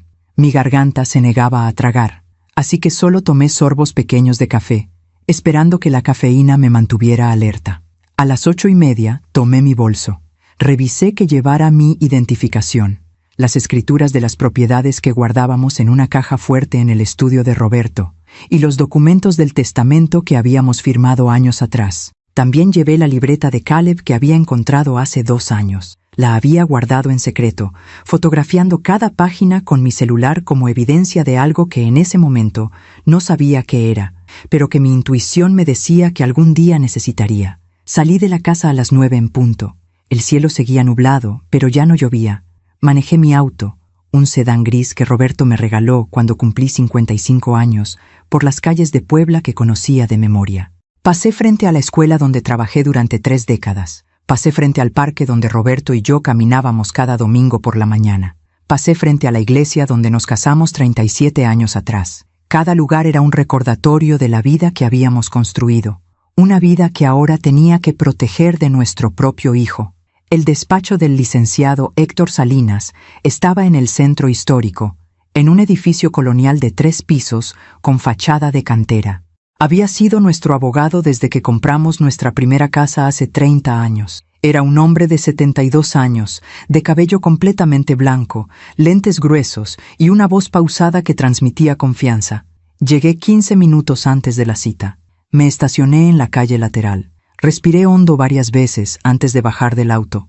Mis manos temblaban, no por miedo, sino por la magnitud de lo que estaba a punto de hacer. Subí las escaleras de piedra hasta el 2º piso. La puerta de madera con una placa dorada que decía Lic. Héctor Salinas, Derecho Civil y Familiar, estaba entreabierta. Toqué suavemente. Adelante. Escuché su voz desde adentro. Entré. La oficina olía a libros viejos y café recién hecho.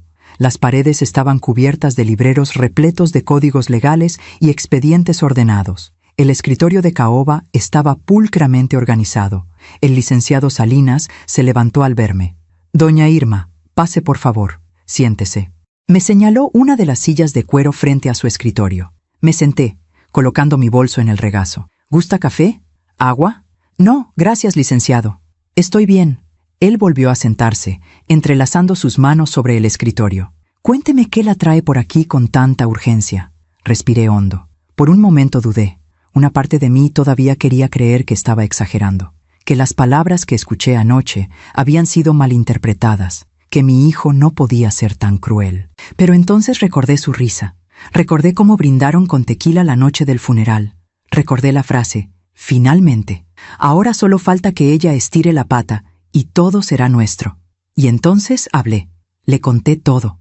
Desde la conversación sobre el testamento hace 6 años, la libreta con los cálculos del patrimonio familiar, las sugerencias constantes de que vendiéramos propiedades, los comentarios sobre nuestra edad, las llamadas nocturnas diseñadas para desestabilizarnos, la propuesta de que nos mudáramos con ellos para rentar nuestra casa. El licenciado Salinas escuchaba en silencio, tomando notas en una libreta amarilla. Luego le conté lo de anoche, la conversación que escuché después del funeral, las palabras exactas que dijeron. Ya se murió mi papá. Eso es un avance. Repetí con voz temblorosa. Así habló de la muerte de su padre, como si fuera un avance en un plan. El rostro del licenciado se endureció. Y luego mi nuera sugirió... Me quebré un poco. Sugirió que buscaran maneras de acelerar las cosas, de estresarme hasta que me enferme naturalmente. Dios santo, murmuró el licenciado, quitándose los lentes para frotarse los ojos. Licenciado, yo sé lo que está pensando, que estoy siendo una madre amargada, que estoy exagerando, que el dolor me está haciendo ver cosas que no son, pero le juro por la memoria de Roberto que lo que le estoy diciendo es exactamente lo que escuché. El licenciado negó con la cabeza. Doña Irma, yo no pienso nada de eso. Conozco a su familia desde hace 30 años. Sé el tipo de persona que usted es, y créame, en 45 años de ejercer esta profesión, he visto casos mucho peores. He visto hijos que envenenan a sus padres, hijos que falsifican testamentos, hijos que internan a sus padres en asilos deplorables para quedarse con sus propiedades. Lo que me cuenta no me sorprende, por desgracia, solo me entristece profundamente. Sus palabras me dieron validación. No estaba loca, no estaba exagerando. ¿Qué puedo hacer?, pregunté. Legalmente, ¿qué opciones tengo? El licenciado abrió un cajón de su escritorio. Sacó una carpeta gruesa con nuestros nombres escritos en la portada. Roberto Mendoza y Irma Cuautle. Testamento y documentos patrimoniales. Déjeme revisar el testamento actual, dijo, abriendo la carpeta. Pasó varias páginas, leyendo en silencio. Yo esperaba, con el corazón latiendo fuerte. Bien, dijo finalmente. Aquí está. El testamento que firmaron hace 8 años establece lo siguiente. En caso de fallecimiento de don Roberto, todo el patrimonio pasa a usted como cónyuge supérstite. Esto incluye las propiedades, el negocio, las cuentas bancarias, el seguro de vida. Todo queda a su nombre. ¿Y Caleb? Caleb está nombrado como heredero secundario. Es decir, solo heredaría en caso de que usted fallezca sin haber modificado el testamento. Y también está nombrado como albacea, lo que significa que él sería quien ejecutaría los términos del testamento después de su muerte. ¿Qué significa eso exactamente? Significa que él tendría acceso a todas las cuentas, propiedades y documentos para poder distribuir la herencia según lo establecido en el testamento. Es una posición de mucho poder. Sentí un escalofrío. Licenciado, no quiero que mi hijo tenga ese poder. Después de lo que escuché, no confío en que vaya a respetar mis últimas voluntades. El licenciado asintió gravemente. Lo entiendo perfectamente, y tiene todo el derecho de modificar su testamento. Usted es la única propietaria ahora. Puede hacer lo que considere necesario. ¿Qué me recomienda? El licenciado se recargó en su silla, pensativo. Bueno, hay varias acciones que podemos tomar de inmediato. Primero, podemos modificar el testamento para remover a Caleb como albacea y nombrar a alguien más. ¿Tiene algún familiar o amigo de confianza que pudiera cumplir ese rol? Pensé rápidamente. Tenía una hermana menor, Patricia, que vivía en la Ciudad de México. Siempre habíamos sido cercanas. Ella era maestra jubilada, viuda también, sin hijos. Era una mujer honesta y confiable. Mi hermana Patricia, dije. Ella podría hacerlo. Perfecto. Entonces nombramos a su hermana como albacea. Segundo, podemos modificar el testamento para reducir la porción que heredaría Caleb o incluso desheredarlo completamente si así lo desea. ¿Puedo hacer eso? ¿Legalmente puedo desheredar a mi hijo? Sí, puede. En México, el testador tiene libertad testamentaria. Puede dejar su patrimonio a quien usted decida. Claro, Caleb podría impugnar el testamento alegando que no está en sus cabales o que hubo influencia indebida, pero si documentamos bien sus razones y usted está claramente en pleno uso de sus facultades mentales, será muy difícil que tenga éxito. ¿Qué otras cosas puedo hacer ahora mismo? El licenciado tomó su pluma y comenzó a escribir una lista. Tercero, necesitamos revisar todas las cuentas bancarias. ¿Caleb tiene acceso a alguna de ellas? Mi corazón se hundió. Sí. Hace 2 años, Roberto agregó a Caleb como cotitular de la cuenta principal del negocio. Dijo que era para facilitarle aprender a manejar las finanzas. El licenciado cerró los ojos brevemente, como si sintiera dolor. Eso es un problema. Como cotitular, Caleb tiene acceso completo a esa cuenta. Puede retirar dinero en cualquier momento. Dios mío, ¿cuánto hay en esa cuenta? Según los documentos que tengo aquí, la última vez que revisamos, había aproximadamente $45,000. Me llevé la mano a la boca. Licenciado, necesito bloquear esa cuenta de inmediato. Podemos hacerlo. Usted como viuda y heredera universal, tiene derecho a remover a Caleb como cotitular. Necesitará ir al banco con el acta de defunción de Roberto, el testamento y una identificación oficial. Yo puedo acompañarla si gusta, para asegurar que todo se haga correctamente. Sí, por favor. ¿Podemos ir hoy? Por supuesto. ¿Qué más necesita hacer? El carro, dije de repente. Caleb maneja uno de nuestros autos, un pick-up que está a mi nombre, pero que Roberto le prestó para transportar materiales del negocio. ¿Está a nombre de usted? Sí. Entonces usted puede reportarlo y pedir que sea devuelto, o simplemente cambiamos las cerraduras y lo recuperamos. Y el negocio, continué, el negocio de materiales de construcción. Roberto le había dado acceso a Caleb. Tiene llaves de la bodega, conoce a los proveedores, maneja algunas cuentas con clientes. El licenciado frunció el ceño. ¿El negocio está a nombre de quién? A nombre de Roberto. Supongo que ahora pasó a mi nombre con su muerte. Correcto. Usted es la dueña legal ahora. Puede revocar el acceso de Caleb cuando guste. Mi recomendación es que cambie las cerraduras de la bodega, que notifique a los proveedores y clientes que solo usted está autorizada para hacer transacciones. Y que revise muy bien el inventario para asegurar que no haya faltantes. Mi cabeza daba vueltas. Eran tantas cosas, tantos frentes que proteger. ¿Y la casa? ¿Caleb tiene llaves de mi casa? Sí, imagino que sí. ¿Le preocupa que entre sin su permiso? Después de lo que escuché, ya no sé de qué es capaz. Entonces cambie las cerraduras de su casa también. Es su propiedad. Usted decide quién tiene acceso. Saqué una libreta de mi bolso y comencé a anotar todo. Lista de acciones inmediatas. Modificar testamento. Remover a Caleb como albacea. Nombrar a Patricia como albacea. Remover a Caleb como cotitular de cuenta bancaria. Recuperar el pick-up. Cambiar cerraduras del negocio. Cambiar cerraduras de la casa. Notificar a proveedores, clientes sobre cambios. Revisar inventario del negocio. Licenciado, dije, levantando la vista. Quiero hacer todo esto hoy mismo. Todo lo que sea posible. Entiendo su urgencia, doña Irma, y estoy de acuerdo. Mientras más rápido actuemos, mejor protegida estará. Déjeme hacer algunas llamadas. Primero voy a contactar al banco para agendar una cita de emergencia. Luego redacto las modificaciones al testamento para que las firme. Y le doy los contactos de un cerrajero de confianza que puede ir hoy mismo a cambiar las cerraduras. Gracias, licenciado. No sabe cuánto se lo agradezco. Él me miró con ojos amables pero serios. Doña Irma, lo que está haciendo requiere mucho valor. Sé que es su hijo. Sé que esto le duele, pero tiene que protegerse. Y tiene todo el derecho de hacerlo. Sus palabras me quebraron. Las lágrimas que había estado conteniendo finalmente salieron. Es que no puedo creer que haya llegado a esto, dije entre sollozos. Él era mi bebé. Lo cargué en mis brazos, lo crié, le di todo mi amor. ¿Cómo es posible que ahora esté planeando mi muerte? El licenciado me pasó una caja de pañuelos desechables. A veces las personas nos decepcionan de maneras que nunca imaginamos. Y cuando esas personas son familia, el dolor es insoportable. Pero usted no causó esto, doña Irma. Las decisiones de Caleb son responsabilidad de Caleb, no de usted. Me sequé las lágrimas. Respiré hondo. No tenía tiempo para hundirme en la tristeza. Tenía que ser fuerte. Está bien, dije. Hagamos esto.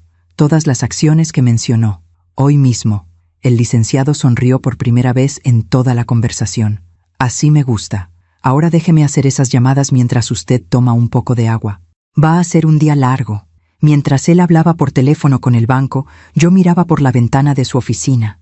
Desde ahí podía ver la Catedral de Puebla, con sus torres imponentes elevándose hacia el cielo gris. Recordé todas las veces que Roberto y yo caminamos por ese zócalo.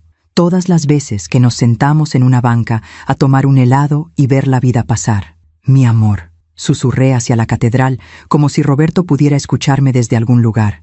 Espero estar haciendo lo correcto.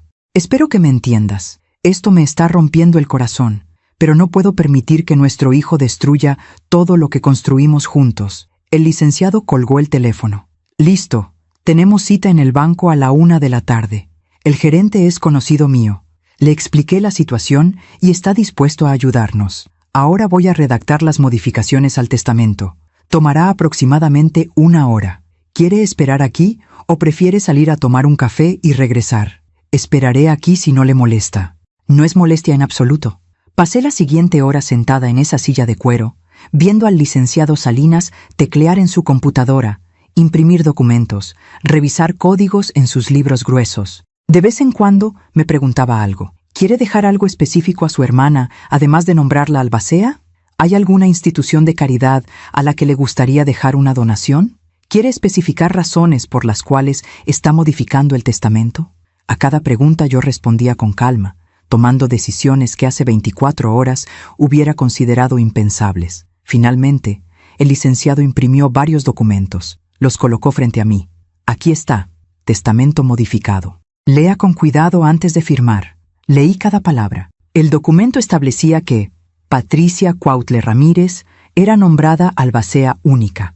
El patrimonio se dividiría de la siguiente manera: 60% para instituciones de caridad, orfanatos y escuelas públicas, 40% para Caleb, quedaba expresamente removido como albacea y cotitular de cualquier cuenta. Se establecía que estas modificaciones se hacían en pleno uso de facultades mentales y sin ninguna influencia indebida. ¿Por qué no lo desheredó completamente?, pregunté. Porque si lo desheredamos al 100%, es más fácil que impugne el testamento alegando que usted no estaba en sus cabales. Si le deja algo, aunque sea menos de lo que él esperaba, es más difícil argumentar eso. Además, agregó con una sonrisa triste, usted todavía es su madre. Y las madres, incluso cuando están decepcionadas, no pueden evitar dejar algo. Tenía razón.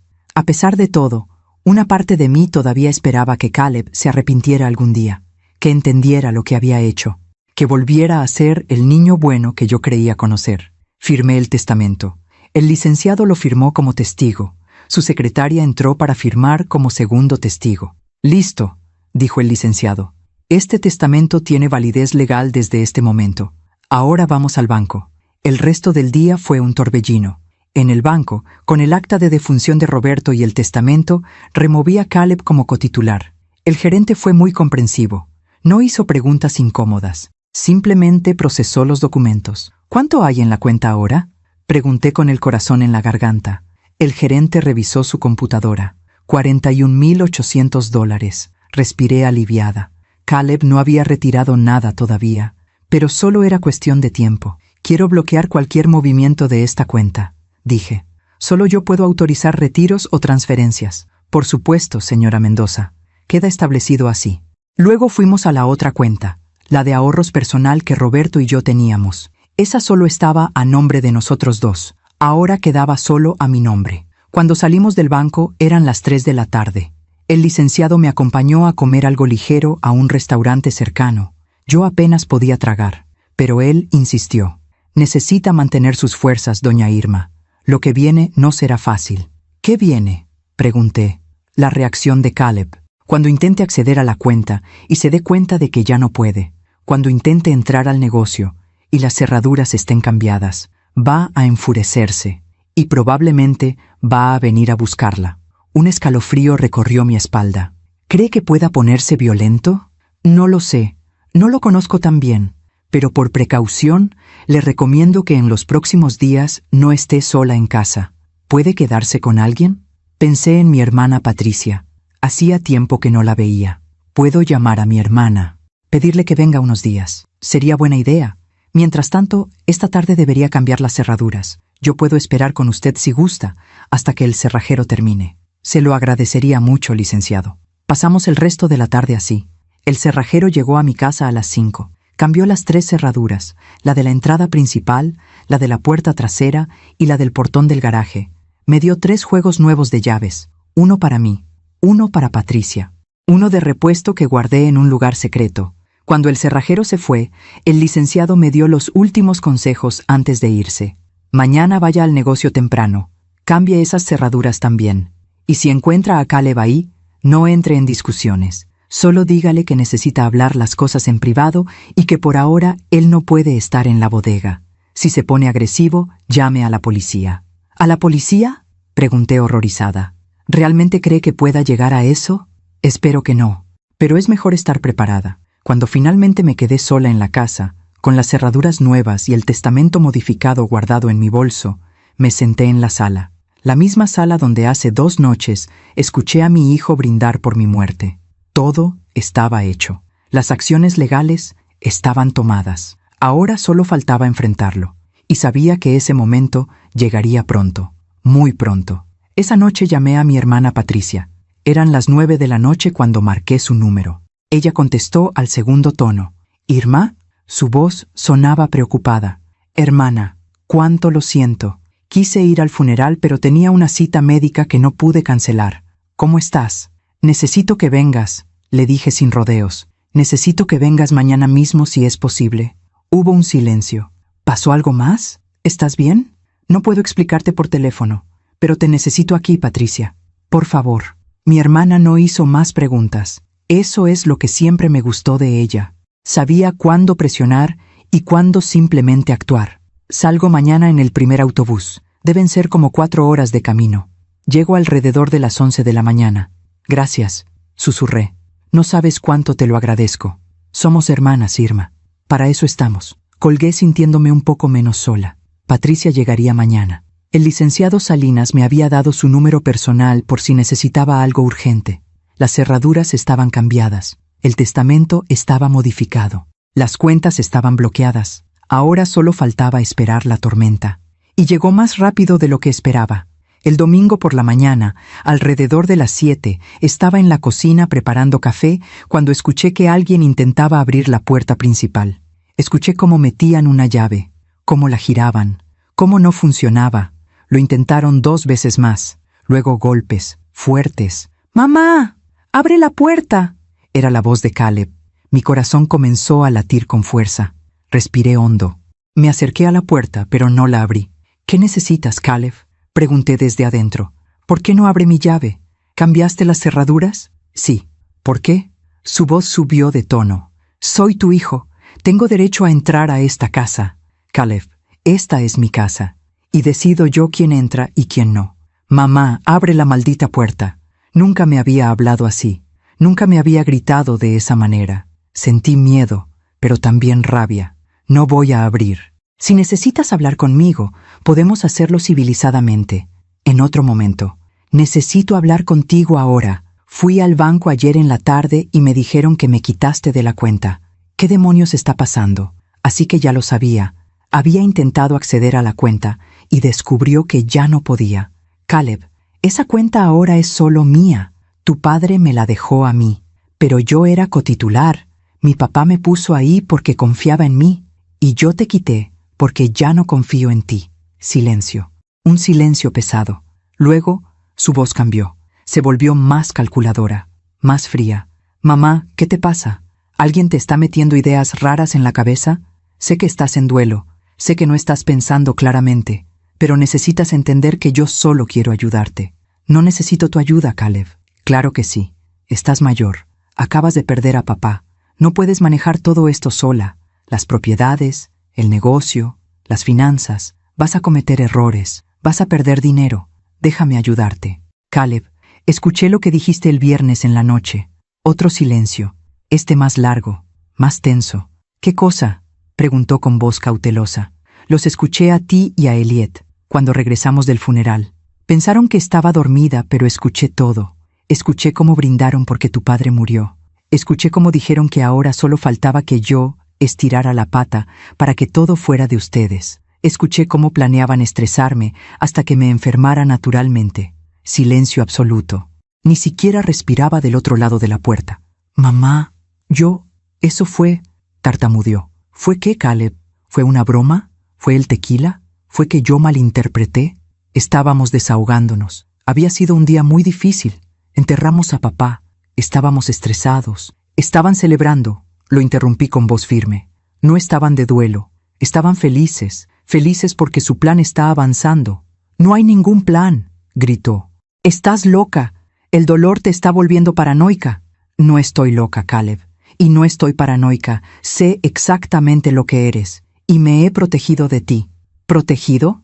¿De tu propio hijo? Mamá, escúchate. Estás diciendo locuras. Ya no eres mi hijo, dije, y sentí como esas palabras me rasgaban el alma. Mi hijo murió hace mucho tiempo. No sé quién eres tú, pero no eres el niño que crié. Mamá, abre esta puerta. Comenzó a golpear más fuerte. Los golpes retumbaban por toda la casa. ¡Caleb! ¡Vete!, grité. «Vete o llamo a la policía. Esta es mi casa. Mi papá la construyó pensando en mí. Tu papá la construyó pensando en nuestra familia. Y la dejó a mi nombre. Esta casa es mía. Este patrimonio es mío. Y tú ya no eres bienvenido aquí». Los golpes cesaron. Escuché pasos alejándose. Luego el sonido de un auto encendiéndose. Se fue.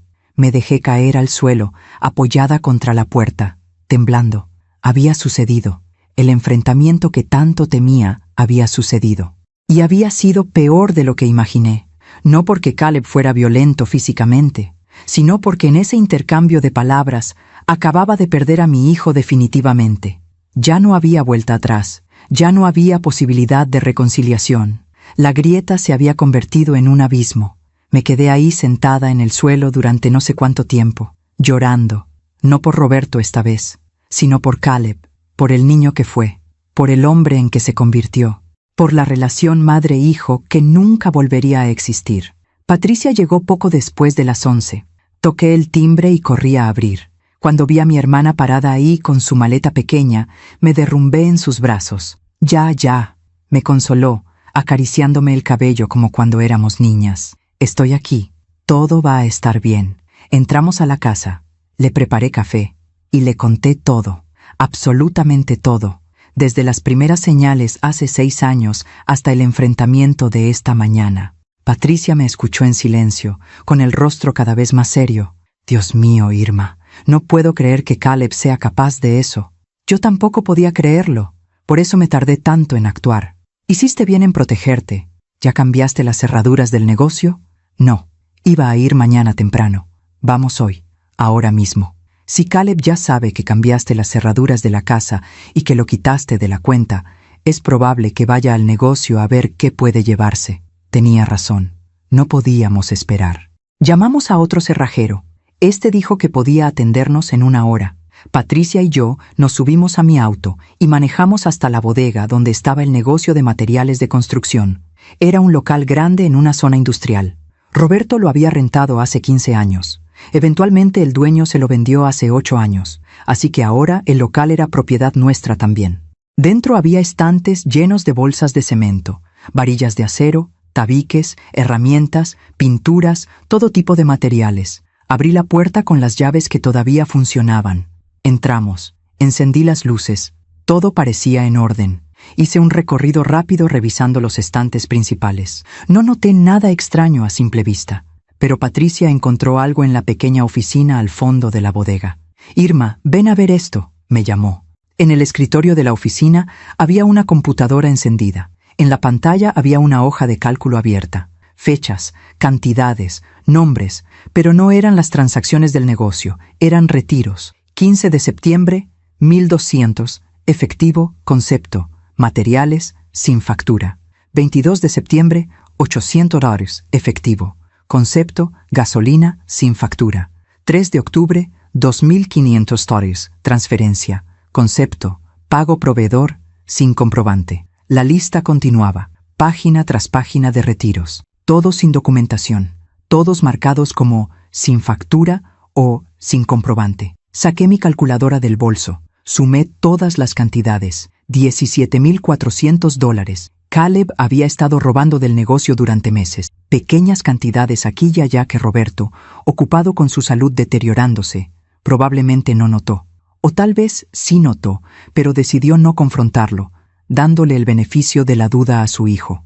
Ese malnacido, susurró Patricia, no solo está esperando que mueras, también te está robando mientras espera. Sentí náuseas. Imprimí la hoja de cálculo como evidencia. La guardé en mi bolso. Apagué la computadora. El cerrajero llegó media hora después. Cambió las 2 cerraduras, la de la puerta principal y la de la oficina interior. Me entregó los juegos nuevos de llaves. ¿Quiere que instale alguna alarma o cámara?, preguntó el cerrajero. No lo había pensado, pero era buena idea. ¿Puede instalar cámaras de seguridad? No directamente, pero conozco a alguien que sí. Puedo pasarle el contacto. Por favor. Me dio el número. Llamé de inmediato. La persona al otro lado dijo que podía venir mañana lunes en la mañana para instalar un sistema de cámaras. No era barato, pero en ese momento el dinero era lo de menos. Patricia y yo regresamos a casa alrededor de las 5 de la tarde. Preparé algo de cenar. Ninguna de las dos tenía mucho apetito, pero Patricia insistió en que comiéramos, aunque fuera un poco. Mientras cenábamos, mi teléfono sonó. Era un número que no reconocía. «Bueno, doña Irma, habla el oficial Ramírez de la Policía Municipal». Se me heló la sangre. «¿Sí? Recibimos una denuncia hace unas horas. Un joven llamado Caleb Mendoza dice que usted lo ha expulsado ilegalmente de su casa familiar y que le ha negado acceso a cuentas bancarias y propiedades que legalmente le pertenecen». Cerré los ojos. Por supuesto, Caleb había ido a la policía. «Oficial, yo soy la dueña legal de esa casa y de esas cuentas. Tengo todos los documentos que lo prueban. ¿Podría presentarse mañana a la estación para aclarar la situación?» «Por supuesto. ¿A qué hora? ¿Le viene bien a las 10 de la mañana?» «Ahí estaré». Colgué. Le expliqué a Patricia. «Voy contigo», dijo ella sin dudarlo. «No, tú quédate aquí. Necesito que alguien esté en la casa por si Caleb intenta entrar de nuevo». «Irma, no quiero que vayas sola. Voy a llamar al licenciado Salinas. Él me acompañará». Patricia asintió, aunque no se veía convencida. Llamé al licenciado. Le expliqué lo de la denuncia de Caleb. «No se preocupe, doña Irma. Esto es común en casos de disputas familiares. Caleb está intentando usar a las autoridades para presionarla, pero nosotros tenemos todos los documentos en orden. Voy a acompañarla mañana. Pasaré por usted a las 9:30. Esa noche apenas dormí. Patricia durmió en el cuarto de visitas. Yo me quedé en mi habitación, mirando el techo, pensando en cómo mi vida se había convertido en esto, en conflictos legales, en cerraduras cambiadas, en denuncias policiales. Hace una semana yo tenía un esposo, tenía un hijo, tenía una familia. Ahora tenía una casa vacía, un corazón roto y una batalla legal que apenas comenzaba. El lunes por la mañana, el licenciado Salinas llegó puntual. Patricia me abrazó antes de que saliera. «Ten cuidado», me dijo, «y no dejes que te intimiden». «No lo haré». El licenciado y yo llegamos a la estación de policía a las 10 en punto. Nos recibió el oficial Ramírez, un hombre de unos 40 años con uniforme impecable. «Doña Irma, gracias por venir. Por favor, pasen a mi oficina». Entramos a una sala pequeña, con un escritorio metálico y 3 sillas. El oficial se sentó detrás del escritorio. Nosotros enfrente. «Bien, déjeme explicarle la situación. Su hijo Caleb presentó una denuncia alegando que usted lo ha expulsado de su casa familiar, que le ha cambiado las cerraduras sin previo aviso y que le ha negado acceso a cuentas bancarias de las cuales él era cotitular. También alega que le ha prohibido entrar al negocio familiar donde él trabajaba con su padre. Dice que esto es un abuso de autoridad, aprovechándose de que su esposo acaba de fallecer y que usted está manipulando la situación». El licenciado Salinas abrió su portafolio antes de que yo pudiera responder. «Oficial, permítame presentar la documentación correspondiente. Aquí está el acta de defunción del señor Roberto Mendoza. Aquí está el testamento debidamente registrado que establece que la señora Irma Cuautle es la heredera universal de todos los bienes. Aquí están las escrituras de la propiedad ubicada en calle Reforma 234, que está a nombre de la señora Cuautle y su difunto esposo, y que ahora por derecho de supervivencia pertenece únicamente a ella. Aquí están los documentos del banco que confirman que el señor Caleb Mendoza fue removido como cotitular de la cuenta por decisión de la titular legítima, que es la señora Cuautle. Y aquí está el documento de propiedad del local comercial donde opera el negocio de materiales, también a nombre de la señora Cuautle. El oficial revisó cada documento con cuidado, tomó su tiempo, leyó las letras pequeñas, verificó los sellos y firmas. Finalmente levantó la vista. Todo está en orden. La señora tiene completo derecho legal sobre todas estas propiedades y cuentas. Exacto, dijo el licenciado. El señor Caleb no tiene ninguna reclamación legal. Él no es propietario de ninguna de estas propiedades, no es titular de ninguna de estas cuentas, y su madre, como dueña legal, tiene todo el derecho de decidir quién entra a sus propiedades. Pero es su hijo, dijo el oficial, con expresión confundida. ¿Por qué haría esto? Saqué de mi bolso la hoja de cálculo que encontré en la computadora del negocio. Porque mi hijo, oficial, ha estado robándome. Aquí está la evidencia. $17,400 retirados del negocio en los últimos 4 meses sin documentación.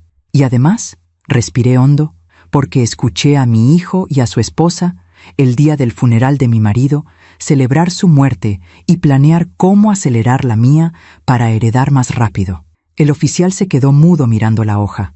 Luego me miró a mí, luego al licenciado. ¿Tiene testigos de esa conversación? No, estaba sola en mi habitación, pero la escuché claramente. Entonces, es su palabra contra la de él. Lo sé, pero esta hoja, señalé el documento, no miente, y me gustaría presentar una denuncia formal por robo. El oficial suspiró pesadamente. Esto se está complicando. Mire, doña Irma, legalmente usted está en su derecho de hacer lo que ha hecho, pero entiendan que esto es un asunto familiar muy delicado. Mi recomendación es que intenten resolver las cosas en privado, tal vez con mediación familiar. Oficial, dijo el licenciado Salinas firmemente, la señora Cuautle no tiene ninguna obligación de mediar nada. Ella es la víctima aquí. Ha sido robada por su propio hijo. Ha sido amenazada indirectamente. Tiene derecho a proteger su patrimonio y su seguridad. El oficial asintió lentamente. Tienen razón. Voy a desechar la denuncia del señor Caleb por falta de fundamento. Y si la señora desea presentar denuncia por robo, podemos proceder. Quiero presentarla, dije con voz firme. Quiero que quede registro oficial de lo que ha hecho. Pasamos la siguiente hora llenando formatos, declarando, anexando evidencias. Cuando finalmente terminamos, el oficial nos entregó una copia del reporte. Esto va a tardar en procesarse, advirtió, y probablemente no lleve a nada si su hijo devuelve el dinero, pero al menos queda el antecedente por si vuelve a haber problemas. Es todo lo que necesito, dije. El antecedente. Salimos de la estación cerca de la 1 de la tarde. El licenciado me llevó a comer algo antes de llevarme de regreso a casa. Lo hizo muy bien, doña Irma, me dijo mientras comíamos. Sé que todo esto es terriblemente doloroso, pero está defendiéndose de la manera correcta. ¿Cuándo termina esto? Pregunté con cansancio. ¿Cuándo puedo volver a vivir en paz? Cuando Caleb entienda que no va a ganar, respondió. Algunos hijos aceptan la situación rápido, otros tardan años en soltar. No puedo prometerle cuándo terminará. Solo puedo prometerle que yo la apoyaré en todo el proceso. Cuando llegué a casa, Patricia estaba esperándome en la sala. ¿Cómo te fue? Caleb había presentado una denuncia contra mí, pero el licenciado presentó toda la documentación y la desecharon. Yo presenté una denuncia contra él por robo. Bien hecho, dijo Patricia. Ese muchacho necesita aprender que las acciones tienen consecuencias. Esa tarde, mientras tomábamos té en el patio junto a las plantas que Roberto amaba, mi teléfono sonó. Era Eliet. Dudé si contestar, pero algo me hizo hacerlo. ¿Bueno? Doña Irma. La voz de Eliet sonaba diferente, menos arrogante, casi... ¿Asustada? Necesito hablar con usted. No tengo nada que hablar contigo, Eliet. Por favor, es importante. Es sobre Caleb. Él está muy alterado. Dice que va a demandarla, que va a pelear el testamento, que haga lo que quiera. La interrumpí.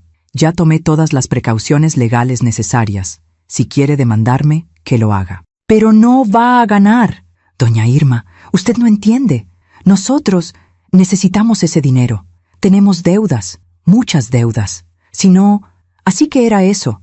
No solo era ambición, era desesperación. Habían estado gastando dinero que no tenían. apostando a que yo moriría pronto y ellos heredarían. Eso no es mi problema, Elliot. Deberían haber pensado en eso antes de planear mi muerte. No planeamos su muerte. Solo estábamos desahogándonos. Ustedes brindaron con tequila celebrando que solo faltaba que yo estirara la pata. Eso no es desahogarse. Eso es crueldad. Hubo silencio. Por favor. Su voz se quebró. Al menos denos algo, aunque sea para pagar las deudas. No. Pero Caleb es su hijo. Ya no, dije, y esas dos palabras me dolieron más que cualquier otra cosa en toda esta pesadilla. Ya no lo es. Colgué. Apagué el teléfono. Patricia me miró con lágrimas en los ojos. Lo siento mucho, hermana. Yo también, susurré. Yo también. Aún me pregunto si hice lo correcto. ¿Y tú? ¿Qué habrías hecho en mi lugar? Las semanas siguientes fueron extrañamente tranquilas, como el silencio que viene después de una tormenta devastadora. Caleb no volvió a aparecer en mi puerta. No volvió a llamar. Elliot tampoco. Era como si hubieran desaparecido de mi vida tan abruptamente como la muerte se llevó a Roberto. Patricia se quedó conmigo durante 3 semanas. Su presencia fue un bálsamo. Por las mañanas desayunábamos juntas en la cocina, mirando el jardín. Por las tardes salíamos a caminar por el parque. Por las noches nos sentábamos en la sala a recordar nuestra infancia, cuando la vida era simple y la familia significaba protección, no traición. ¿Sabes qué extraño más de cuando éramos niñas?, me dijo una noche, que mamá siempre decía, la familia es lo único que importa, y yo le creí toda mi vida, hasta ahora. Mamá no vivió lo suficiente para ver cómo sus nietos pueden traicionar a sus propios padres, respondí con amargura. No todos los hijos son como Caleb, Irma. Hay muchos que honran a sus padres hasta el último día. Lo sé, pero el mío no es uno de ellos. Un mes después del funeral, recibí una carta certificada. Era de un bufete de abogados que no conocía. La abrí con manos temblorosas. Caleb me estaba demandando. Alegaba influencia indebida en la modificación del testamento. Alegaba que yo no estaba en pleno uso de mis facultades mentales cuando lo cambié. Pedía que se anulara el Nuevo Testamento y se restaurara el anterior donde él era albacea y heredero único. Llamé de inmediato al licenciado Salinas. Ya me lo esperaba, dijo con calma. Es el último recurso de alguien desesperado. Pero no se preocupe. Tenemos toda la documentación que prueba que usted estaba perfectamente lúcida. Tiene 60 años, trabaja, maneja, toma decisiones complejas todos los días. Ningún juez va a determinar que no está en sus cabales. ¿Cuánto va a tardar esto? Meses, tal vez 1 año, pero al final ganaremos. Y así fue. Durante los siguientes meses asistí a audiencias, presenté documentos, respondí preguntas de abogados. El juez ordenó que me evaluara un psiquiatra forense para determinar mi capacidad mental. El doctor me hizo pruebas durante 2 horas. Al final dictaminó: la señora Cuautle muestra plena capacidad cognitiva, lucidez y autonomía en la toma de decisiones. Mientras tanto, yo tomé una decisión que cambiaría mi vida para siempre. Una tarde, 2 meses después del funeral, estaba en casa revisando papeles del negocio cuando encontré un documento que Roberto había guardado en su escritorio. Era un folleto de una fundación que apoyaba a niños huérfanos en Puebla. Roberto lo había marcado con una nota adhesiva que decía: algún día, cuando tengamos más tiempo, me gustaría hacer algo por estos niños. Lloré al leer esas palabras. Roberto siempre quiso ayudar a los demás. Siempre habló de dejar un legado más allá del dinero. Y yo, en su memoria, iba a cumplir ese sueño. Llamé a la fundación. Pregunté cómo podía ayudar. Me invitaron a visitar su centro. Era un edificio modesto en las afueras de Puebla donde vivían 30 niños de entre 5 y 15 años. Niños que habían perdido a sus padres, niños que no tenían a nadie. Cuando entré y vi sus rostros, algo en mi corazón sanó un poco. Estos niños necesitaban amor, necesitaban una figura materna. Y yo, que había perdido a mi hijo, podía ofrecerles eso. Empecé a visitarlos todas las semanas. Les llevaba comida, les ayudaba con las tareas, les leía cuentos antes de dormir. Algunos me llamaban tía Irma. Otros simplemente me abrazaban en silencio. Un día, la directora de la fundación me llamó aparte. Señora Irma, los niños la adoran.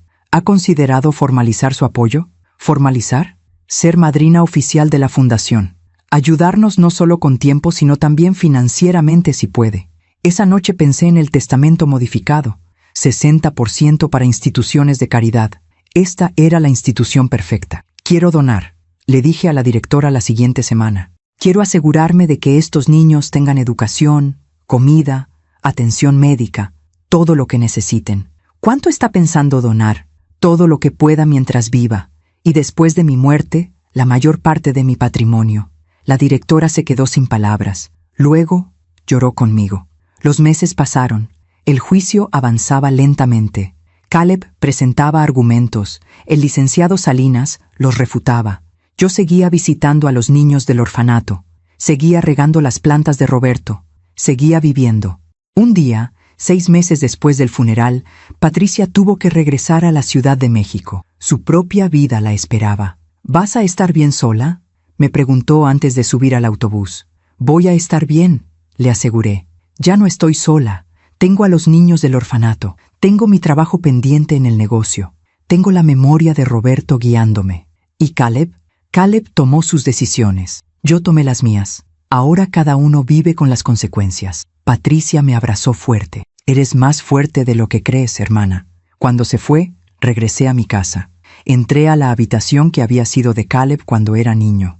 Todavía tenía algunos de sus juguetes viejos, una pelota de fútbol, un casco de juguete como el que usaba cuando visitaba las construcciones con Roberto, una fotografía de los 3 en el marco. Tomé la fotografía, los 3 sonriendo, una familia feliz que ya no existía. Perdóname, hijo, le susurré a la imagen del niño que fue. Perdóname por no poder salvarte del hombre en que te convertiste. Guardé la fotografía en una caja, cerré la puerta de ese cuarto y decidí que era hora de seguir adelante. No con resentimiento, no con odio, sino con la paz que viene de saber que hice lo correcto, que me defendí cuando nadie más lo haría, que protegí el legado de Roberto, que convertí el dolor en algo útil para niños que sí necesitaban amor. El juicio finalmente terminó 9 meses después del funeral. El juez dictaminó a mi favor. El testamento modificado era válido. Caleb perdió. No sentí alegría, solo alivio. Esa noche me senté en el patio bajo las estrellas. Las plantas de Roberto habían crecido hermosas bajo mi cuidado. El árbol de naranjas tenía frutos maduros. Corté uno. Lo pelé. Probé un gajo. Dulce. A pesar de todo, la vida todavía podía ser dulce. 2 años pasaron desde aquel funeral lluvioso de octubre. 2 años en los que reconstruí mi vida desde los cimientos. 2 años en los que aprendí que la mayor venganza no es hacer daño, sino vivir bien. Yo seguía visitando el orfanato cada semana. Ahora era la madrina oficial. Había financiado la renovación del comedor y la biblioteca. Los niños me esperaban cada jueves con abrazos y sonrisas. Algunos ya me decían, Abuela Irma. Ese título, que Caleb nunca me permitió usar con sus hijos que nunca tuvo, ahora lo llevaba con orgullo gracias a 30 niños que sí me querían.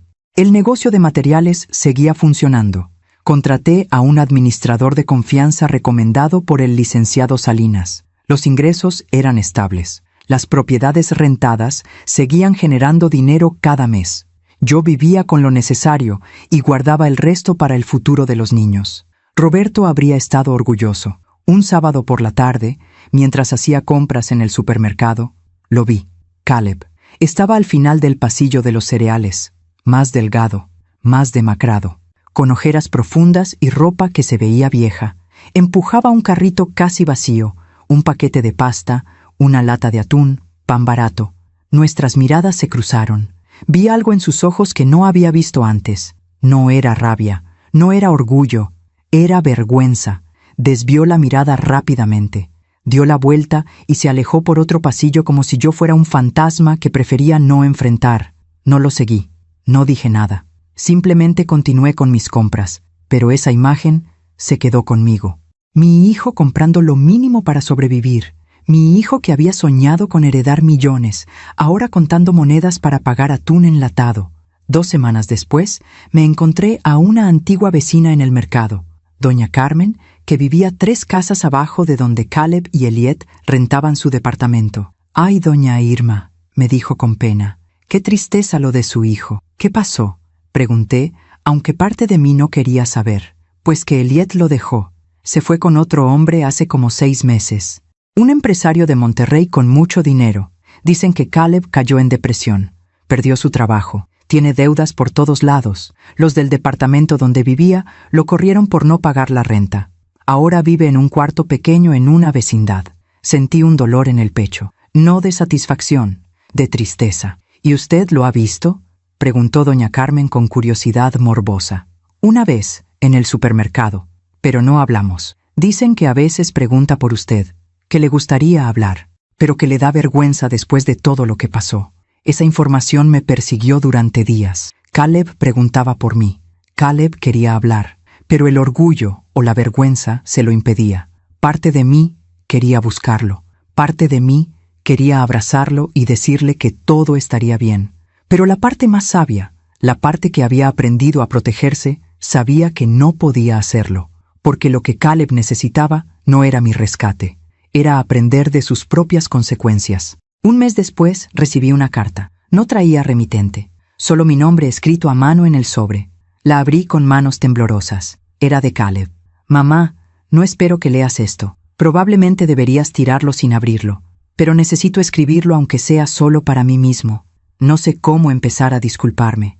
No hay palabras suficientes. No hay explicación que justifique lo que hice, lo que dije, cómo te traté. Elliot me dejó. Se fue con alguien que sí tiene dinero. Resulta que ella nunca me amó a mí. Solo amaba la idea del dinero que pensaba que íbamos a heredar. Cuando perdimos el juicio y quedó claro que no habría herencia rápida, me dejó sin mirar atrás. Perdí mi trabajo porque estaba tan obsesionado con pelear el testamento que descuidé todo lo demás. Las deudas que hicimos pensando que pronto tendríamos dinero me están ahogando. Vivo en un cuarto que cuesta $100 al mes y apenas tengo para comer. Pero ¿sabes qué es lo peor, mamá? No es la pobreza, no es la soledad. Es darme cuenta de que tenía todo y lo destruí con mis propias manos. Tenía un padre que me amaba, una madre que habría dado su vida por mí, y los traicioné por dinero que ni siquiera era mío. Papá murió pensando que yo era un buen hijo. Al menos se fue sin saber la verdad, pero tú sí la sabes, y tienes que vivir con el dolor de haber criado a un hijo que te pagó con crueldad. No te pido perdón, porque no lo merezco. No te pido ayuda, porque no la he ganado. Solo quería que supieras que entiendo lo que hice, y que si pudiera devolver el tiempo, daría todo por ser de nuevo el niño que te abrazaba y te decía que eras la mejor mamá del mundo. Lo siento, no es suficiente, pero es todo lo que tengo. Caleb. Leí la carta 3 veces. Lloré en cada lectura. Era lo que había esperado escuchar durante 2 años. Un reconocimiento, un arrepentimiento genuino, una disculpa. Pero también sabía que las palabras eran fáciles. Lo difícil era cambiar realmente. Guardé la carta en un cajón. No la tiré, pero tampoco la contesté, porque perdonar no significaba volver a confiar. Perdonar no significaba abrir de nuevo las puertas que él mismo cerró con su traición. Otro año pasó, 3 años desde la muerte de Roberto. Yo tenía 63 años, el cabello completamente blanco ahora, arrugas más profundas alrededor de los ojos, pero también una paz interior que nunca había tenido antes. Un día, el licenciado Salinas me llamó. Doña Irma, tengo noticias. Caleb está en el hospital. Se me detuvo el corazón. ¿Qué pasó? Una úlcera sangrante, por estrés y mala alimentación. Está estable, pero los médicos dicen que estuvo grave. No tiene seguro médico. No tiene dinero para pagar. El hospital social lo está atendiendo, pero pensé que debía saberlo. ¿Qué hospital? El General. Pero doña Irma, piénselo bien antes de ir. Usted no tiene obligación. Lo sé, interrumpí, pero necesito verlo. Solo una vez. Fui al hospital esa misma tarde. Pregunté en recepción. Me dieron el número de habitación. Era una sala compartida con otros 4 pacientes. Cortinas sucias separaban las camas. El olor a desinfectante mezclado con enfermedad llenaba el aire. Caleb estaba en la tercera cama, dormido, conectado a un suero. Su rostro era una sombra del hombre que fue, 35 años y parecía de 50. Me senté en la silla de plástico junto a su cama. No lo toqué, solo lo observé. Este era mi hijo, el bebé que lloró en mis brazos, el niño que me regalaba flores del jardín, el adolescente que me abrazaba antes de ir a la escuela. Este también era el hombre que celebró la muerte de su padre, el hombre que planeó mi muerte, el hombre que me robó. Ambos eran la misma persona, y tenía que aceptar esa verdad dolorosa. Sus ojos se abrieron lentamente. Me vio. Lágrimas inmediatas rodaron por sus mejillas. Mamá, susurró con voz ronca. Hola, Caleb. No esperaba que vinieras. Yo tampoco. Silencio. Un silencio pesado con 3 años de dolor entre nosotros. Recibí tu carta, dije finalmente. ¿La leíste? Sí. ¿Y? Y entiendo que te arrepientes, pero el arrepentimiento no borra lo que hiciste. Asintió, con más lágrimas cayendo. Lo sé. El doctor dice que estuviste grave. Sí. Pensé que iba a morir. Y lo único que pensaba era que moriría sin que tú supieras cuánto lo lamento. Ahora lo sé.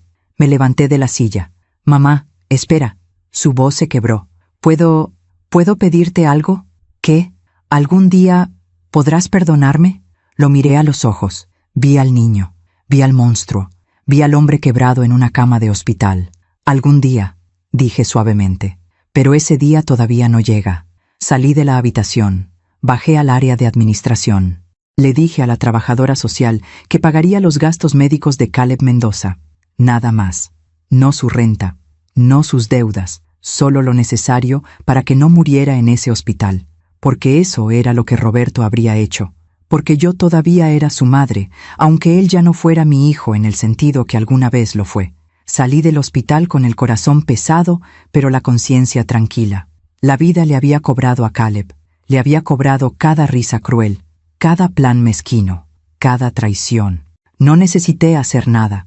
La vida tiene su propia forma de balancear las cuentas, y yo, finalmente, estaba en paz con eso.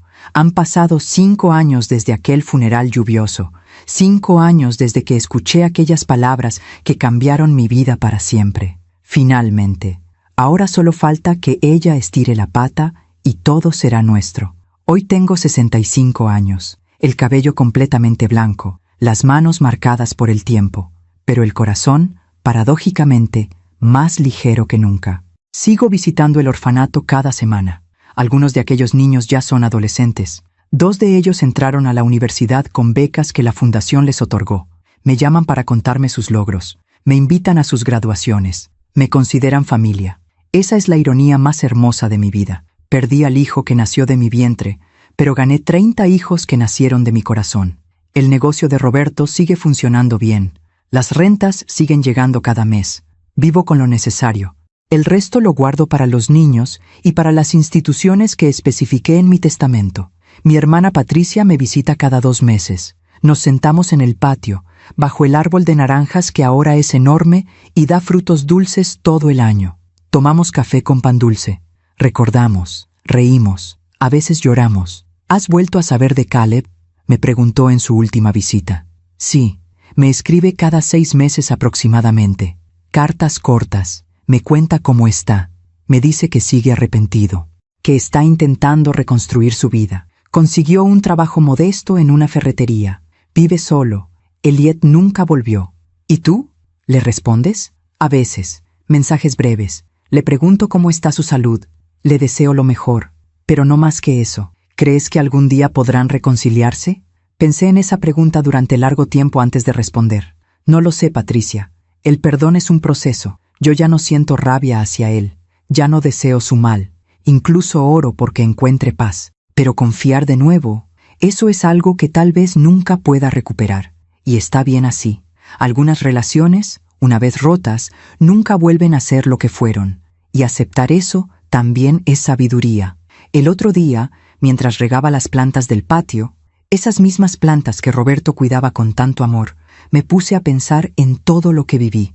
Si alguien me hubiera dicho hace 6 años que mi hijo me traicionaría, que perdería a mi esposo, que terminaría en batallas legales y corazones rotos, probablemente no habría tenido el valor para seguir adelante. Pero aquí estoy, todavía de pie, todavía con ganas de vivir, porque aprendí algo fundamental en estos 5 años. La vida no se trata de evitar el dolor. El dolor es inevitable. La vida se trata de lo que haces con ese dolor. Si lo dejas que te destruya, o si lo transformas en sabiduría. Yo escogí transformarlo. Transformé mi dolor en amor para niños huérfanos. Transformé mi traición en límites saludables. Transformé mi pérdida en gratitud por lo que tuve mientras duró. Roberto fue un gran hombre.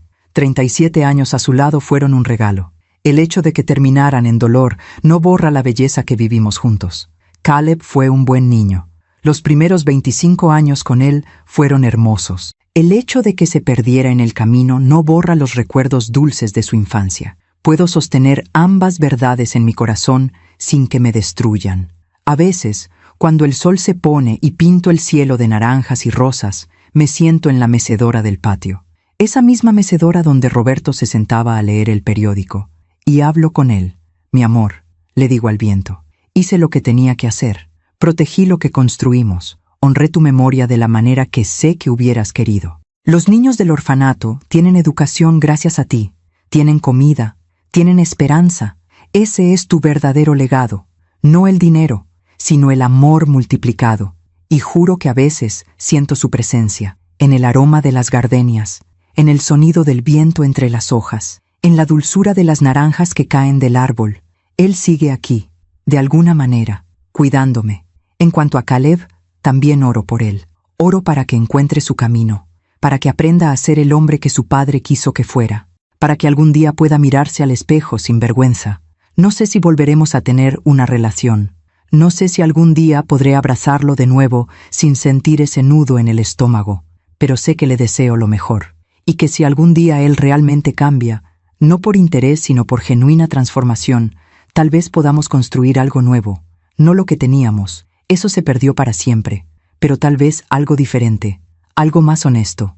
Por ahora estoy bien, estoy en paz, tengo mi casa, mis plantas, mis niños del orfanato, mis recuerdos buenos de Roberto, mi hermana Patricia, el licenciado Salinas que se convirtió en un amigo. Tengo suficiente. Si mi historia ayuda a una sola mujer a abrir los ojos, habrá valido la pena. Si alguna madre escuchando esto reconoce las señales que yo ignoré durante años, habrá valido la pena. Si alguien aprende que está bien poner límites incluso con la familia, habrá valido la pena. Porque esa es la verdad que más me costó aprender. Amar a alguien no significa permitir que te destruyan. Ser madre no significa sacrificarte hasta desaparecer. Puedes amar y protegerte al mismo tiempo, y eso no te hace mala persona, te hace sabia. Roberto solía decir que las plantas necesitan agua, sol y paciencia para crecer, pero también necesitan que cortes las ramas enfermas para que no maten al resto del árbol.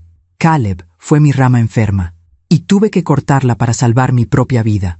Fue la decisión más dolorosa que tomé jamás, pero también fue la que me salvó. Ahora, cada mañana cuando despierto, lo primero que veo es la fotografía de Roberto sobre mi buró. Le sonrío, le doy los buenos días y le agradezco por haberme enseñado lo que es el amor verdadero. Porque aunque Caleb me enseñó lo que es la traición, Roberto me enseñó que el amor real existe. Y esa es una lección que nadie puede quitarme. Gracias por escucharme hasta el final. Gracias por acompañarme en este viaje de dolor y sanación. Si esta historia tocó tu corazón, suscríbete y activa la campanita para escuchar más historias de mujeres que transformaron su dolor en sabiduría. Cada día, una mujer, una lección de vida. Comparte esta historia con alguien que amas. A veces, una historia así puede cambiar todo un día. Que Dios te bendiga. Y recuerda, nunca es tarde para protegerte. Nunca es tarde para elegirte a ti misma. Hasta la próxima.